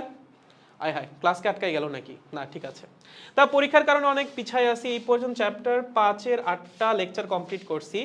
কিভাবে আপনার লগে ধরবো? আগাইতে হবে, আগাইতে হবে, ঠিক আছে? একটু বেশি বেশি ক্লাস করে হচ্ছে আগাইতে হবে, তাইলে ধরে ফেলতে পারবা, প্যারা নাই। আপনি তো 2টা স্টেট দেখাইছেন, কিন্তু 3টা স্টেট থাকলে কিভাবে করব? 3টা স্টেট মানে কোন 3টা স্টেট? মানে 2টা স্টেট দেখাইছি, 3টা স্টেট কোথায়? 3টা স্টেট বুঝি নাই, মানে প্রশ্ন বুঝি নাই, আরেকটা বার একটু কইরো, কোথায় 3টা স্টেট থাকবে বলো তো? ওকে, আমি সামনে আগাই, তুমি একটু প্রশ্নটা কইরো, আমি তখন উত্তর দিয়ে দিবনি। ওকে আসো, এখন আমরা পড়ব হচ্ছে মুক্তিবেগ নিয়ে। ভাইয়া মুক্তিবেগ কি জিনিস? যেমন ধরো আমি মার্কারটাকে মার্কার না, ধরো তোমাদের মধ্যে একজনকে, ঠিক আছে, আমি একটু উপরের দিকে নিক্ষেপ করলাম। ওকে, ধরো 10 মিটার পার সেকেন্ড বেগে নিক্ষেপ করলাম, কি হবে? একটু পর আবার ঘুরে আসবা। বললাম তাহলে আর একটু জোরে নিক্ষেপ করি যেন আর ঘুরে না আসো, 20 মিটার পার সেকেন্ড বেগে নিক্ষেপ করলাম, কি হবে? একটু পর আবার ঘুরে আসবা। যদি এভাবে আমি বেগ বাড়াইতে থাকি, দেখা যাবে তুমি অনেক উপরে উঠতেছো, বাট একটা সময় আবার পৃথিবীতে ফিরে আসতেছো। বাট এরকম একটা বেগে যদি আমি তোমাকে নিক্ষেপ করতে পারি যেন তুমি আর কোনোদিন পৃথিবীতে ফিরাই না আসো, তাইলে কি হবে? সেইটাই হচ্ছে মুক্তি বেগের কাহিনী। আমরা বস্তুকে এমন একটা বেগে এবার নিক্ষেপ করব যেন বস্তু পৃথিবীর মহাকর্ষীয় ক্ষেত্রকে ছাড়াইয়া বাইরে চলে যায়। সো একটা বস্তু যখন পৃথিবীর মহাকর্ষীয় ক্ষেত্র ছাড়াইয়া চলে যাবে বা মহাকর্ষীয় ক্ষেত্রের বাইরে চলে যাবে, সে কি আর কোনোদিন পৃথিবীতে ফিরে আসবে? তুমিই বলো। যে মহাকর্ষীয় ক্ষেত্রের বাইরে চলে গেছে পৃথিবী কি তার উপর আর কোনো বল প্রয়োগ করতে পারবে? না। মহাকর্ষীয় ক্ষেত্রের সংজ্ঞা কি ছিল? যতটুকু এলাকা জুড়ে একটা বস্তুর প্রভাব বিদ্যমান তাকেই আমরা তার মহাকর্ষীয় ক্ষেত্র বলি। সো একটা বস্তুকে আমি এমন একটা ভেলোসিটিতে নিক্ষেপ করলাম যে সে চলেই গেল মহাকর্ষীয় ক্ষেত্রের বাইরে, তার উপর কি পৃথিবী কোনো প্রভাব খাটাতে পারবে? পারবে না। সে কি আর কোনোদিন পৃথিবীতে ফিরে আসবে? আসবে না। সো একটা বস্তুকে মিনিমাম যেই বেগে নিক্ষেপ করা হলে সে আর কোনোদিন পৃথিবীতে ফিরে আসে না, তাকেই বলা হয় পৃথিবীর মুক্তিবেগ। ওই বস্তুর মুক্তিবেগ না, মুক্তিবেগ পৃথিবীর উপর অবস্থিত প্রত্যেকটা বস্তুর জন্যই সেম। ওকে, মুক্তিবেগটা হচ্ছে পৃথিবীর, মানে মুক্তিবেগ হয় কোনো একটা গ্রহ বা কোনো একটা উপগ্রহের, যার পৃষ্ঠে দাঁড়ায় তুমি বস্তুকে নিক্ষেপ করবা। ওকে, সো সংজ্ঞা খুবই সহজ। সর্বাপেক্ষা কম বা মিনিমাম যেই ভেলোসিটিতে বা বেগে কোনো বস্তুকে উপরের দিকে নিক্ষেপ করলে তা আর পৃথিবীতে ফিরে আসে না, সেই বেগকেই কি বলা হয়? পৃথিবীর মুক্তিবেগ বলা হয়। এবং পৃথিবীর মুক্তিবেগের যে মান সেটা হচ্ছে 11.2 কিলোমিটার পার সেকেন্ড। তার মানে তুমি পৃথিবী পৃষ্ঠে দাঁড়িয়ে একটা বস্তুকে যদি 11.2 মিটার পার সেকেন্ড বেগে নিক্ষেপ করতে পারো, তাইলে সে আর কোনোদিন পৃথিবীতে ফিরে আসবে না।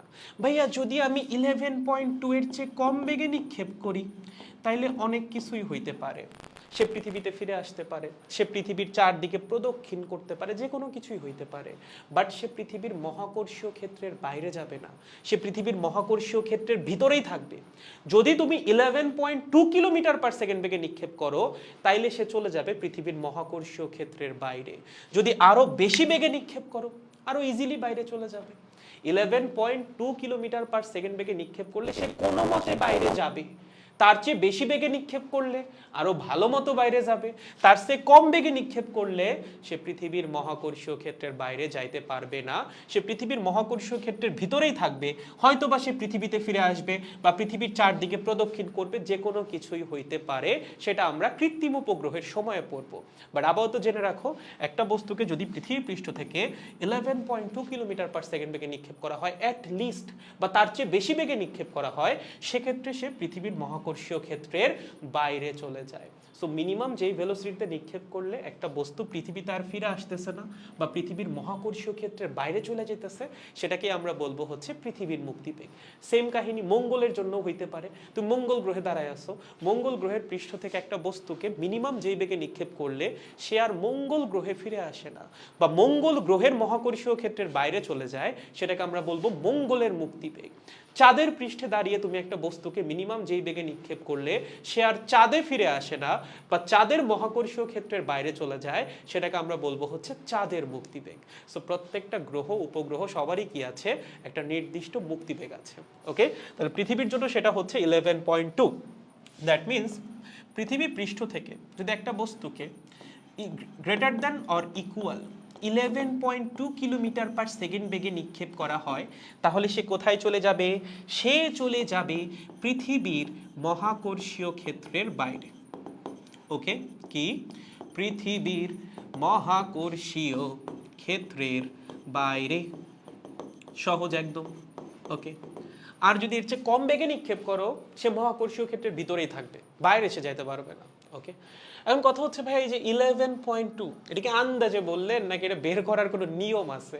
এটা বের করার নিয়ম আছে, হ্যাঁ, এটা অনেকভাবে প্রমাণ করা যেতে পারে, ইন্টিগ্রেশন দিয়ে করা যেতে পারে, শক্তির সংরক্ষণশীলতার নীতি দিয়েও করা যেতে পারে, তোমার যেমনে করতে ভালো লাগে।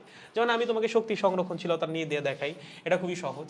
ধরো এই হচ্ছে পৃথিবী, হ্যাঁ, পৃথিবীর উপর একটা বস্তু রাখা আছে এরকম। এটা পৃথিবী না হয়ে অন্য কোনো গ্রহও হইতে পারে। ধরো সেই গ্রহের পৃষ্ঠে একটা বস্তু রাখা আছে। এখন এই গ্রহের ভর হচ্ছে ক্যাপিটাল এম কেজি, গ্রহের ব্যাসার্ধ হচ্ছে আর। ওকে, এবং পৃষ্ঠে তুমি যে বস্তুটাকে রাখছো তার ভর হচ্ছে স্মল এম কেজি। এখন তোমার কি করা লাগবে? এই বস্তুটাকে একটা নির্দিষ্ট বেগে নিক্ষেপ করা লাগবে, যেন বস্তু পৃথিবীর মহাকর্ষীয় ক্ষেত্রের বাইরে চলে যায়। আমরা তো এটাই চাচ্ছি, তাই না? সে যেন পৃথিবীর মহাকর্ষীয় ক্ষেত্রের ভিতরে না থাকে, সে যেন পৃথিবীর মহাকর্ষীয় ক্ষেত্রকে অতিক্রম করে চলে যায়, বা পৃথিবী না হয়ে যদি এখানে অন্য কোনো গ্রহ থাকে, যেন বস্তু সেই গ্রহের মহাকর্ষীয় ক্ষেত্রের বাইরে চলে যায়। আমি আপাতত পৃথিবী বলতেছি, এখানে পৃথিবীর জায়গায় অন্য গ্রহও থাকতে পারে, সেম রুলসই অ্যাপ্লিকেবল হবে। ঠিক আছে, গুড। তাহলে ধরো এটা হচ্ছে আমাদের পৃথিবীর মহাকর্ষীয় ক্ষেত্র। আমাদের টার্গেট হচ্ছে আমরা বস্তুটাকে এমন একটা বেগে নিক্ষেপ করব যেন সে চলে যায় পৃথিবীর মহাকর্ষীয় ক্ষেত্রের বাইরে, এবং যেই বেগে বা যেই মিনিমাম বেগে নিক্ষেপ করলে আমাদের এই উদ্দেশ্য সফল হবে, সেই মিনিমাম ভেলোসিটিকে আমরা বলবো হচ্ছে পৃথিবীর মুক্তিবেগ। তাহলে ধরো পৃথিবীর মুক্তিবেগের মান হচ্ছে ভি। দ্যাট মিনস আমরা যদি এই বস্তুকে মিনিমাম ভি বেগে নিক্ষেপ করি, তাহলে সে পৃথিবীর মহাকর্ষীয় ক্ষেত্রকে পার করে চলে যাবে। মহাকর্ষীয় ক্ষেত্রের বাইরের যে কোনো পয়েন্টকে আমরা কি বলি? অসীম। সো মহাকর্ষীয় ক্ষেত্রকে পার করে চলে যাবে মানে কি? চলে যাবে কোথায়? চলে যাবে অসীমে। ঠিক আছে, আমরা যে সংজ্ঞার মধ্যে পড়ি না, অসীম থেকে নিয়ে আসবো। অসীম থেকে নিয়ে আসবো মানে কি? মহাকর্ষীয় ক্ষেত্রের বাইরে থেকে নিয়ে আসবো।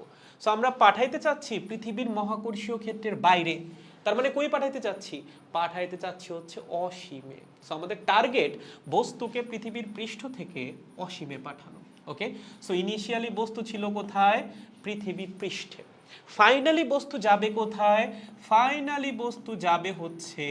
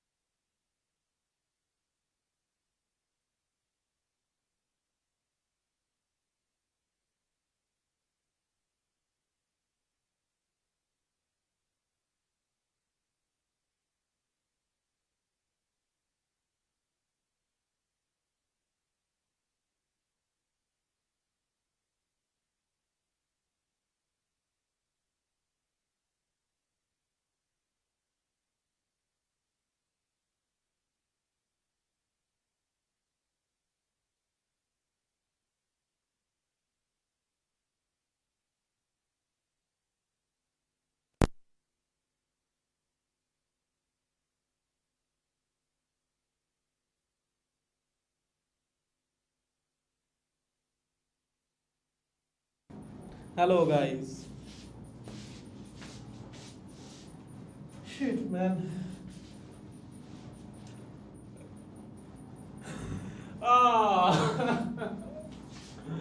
তোমরা কোন জায়গা থেকে শুরু নাই বলো তো? Oh my god, no. কোন জায়গা থেকে শুরু নাই বলো? ইশ, প্রমিত, shit man. তুমি এটা কি করলা প্রমিত? Sorry guys. তোমরা মুখ দিবে কিছুই শুরু নাই, মানে এইটা কিছু শুনিস না এখান থেকে কিছু শুনিস নাই, মানে এটার শুরু থেকেই কিছু শুনোস নাই, মানে একদমই শুনোস নাই।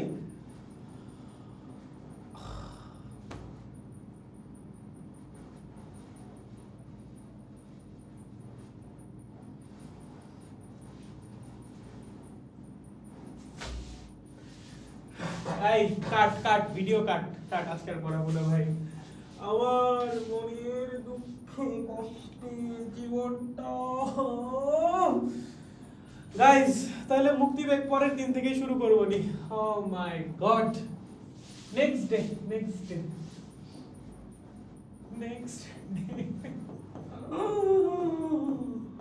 নো। আচ্ছা ঠিক আছে, সমস্যা নয় ওকে, পরের দিন শুরু করব। মাঝে মাঝে চেক করতে হয়। আরে আমি তো পড়ানোর মধ্যে ভুলে গেলাম কি চেক করব, তখন তো আর মানে খেয়াল থাকে না। সরি গাইস, আমি আসলে খেয়াল করি নাই যে কি বলে সাউন্ড ছিল না, আমি পড়াই যাচ্ছিলাম। এত কিছু পড়াই ফেলছিলাম, হয়ে গেছিল।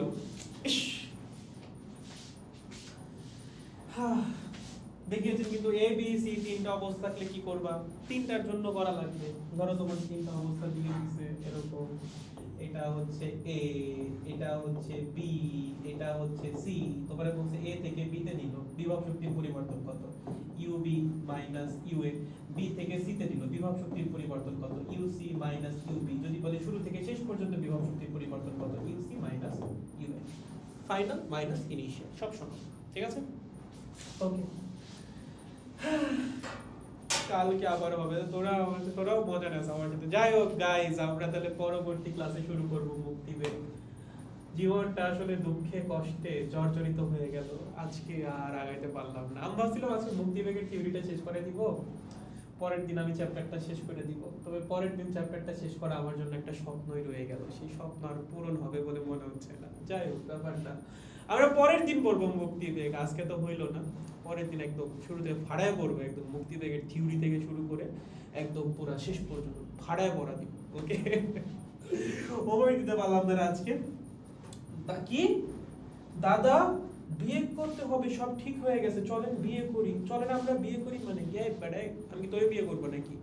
তুই একটা পুরুষ মানুষ হয়ে তুই আমাকে বলিস চলেন আমরা বিয়ে করি, তোকে কিন্তু একদম দেখে নিব। ঠিক আছে, রাত হয়েছে এমনি, কিন্তু এগুলা ক্লাসে লাস্টে টুকু পড়াইতে পারি না, মেজাজ কিন্তু একদম তুঙ্গে, যে যদি এইসব বলিস একদম কিন্তু দেখে নিব। ওকে, যাই হোক গাইস, আজকের মতো রাখি, মানে আজকের মতো থাকুক এই পর্যন্ত। শেষের টুকু তোমরা শুনতে পাও না, এখন কি আর করার আছে। পরের ক্লাসে আমরা ভাড়ায় মুক্তি বেগ করবো। ঠিক আছে, আজকে মুক্তি বেগ যে প্যারাটা দিছে, পরের ক্লাসে মুক্তি বেগ এই প্যারাটা দিব। ওকে, যাই হোক, সো দেখা হচ্ছে নেক্সট ক্লাসে। আশা করি আজকের ক্লাসে যা যা পড়ানো হয়েছে সেগুলো আপনারা বুঝতে পারছেন।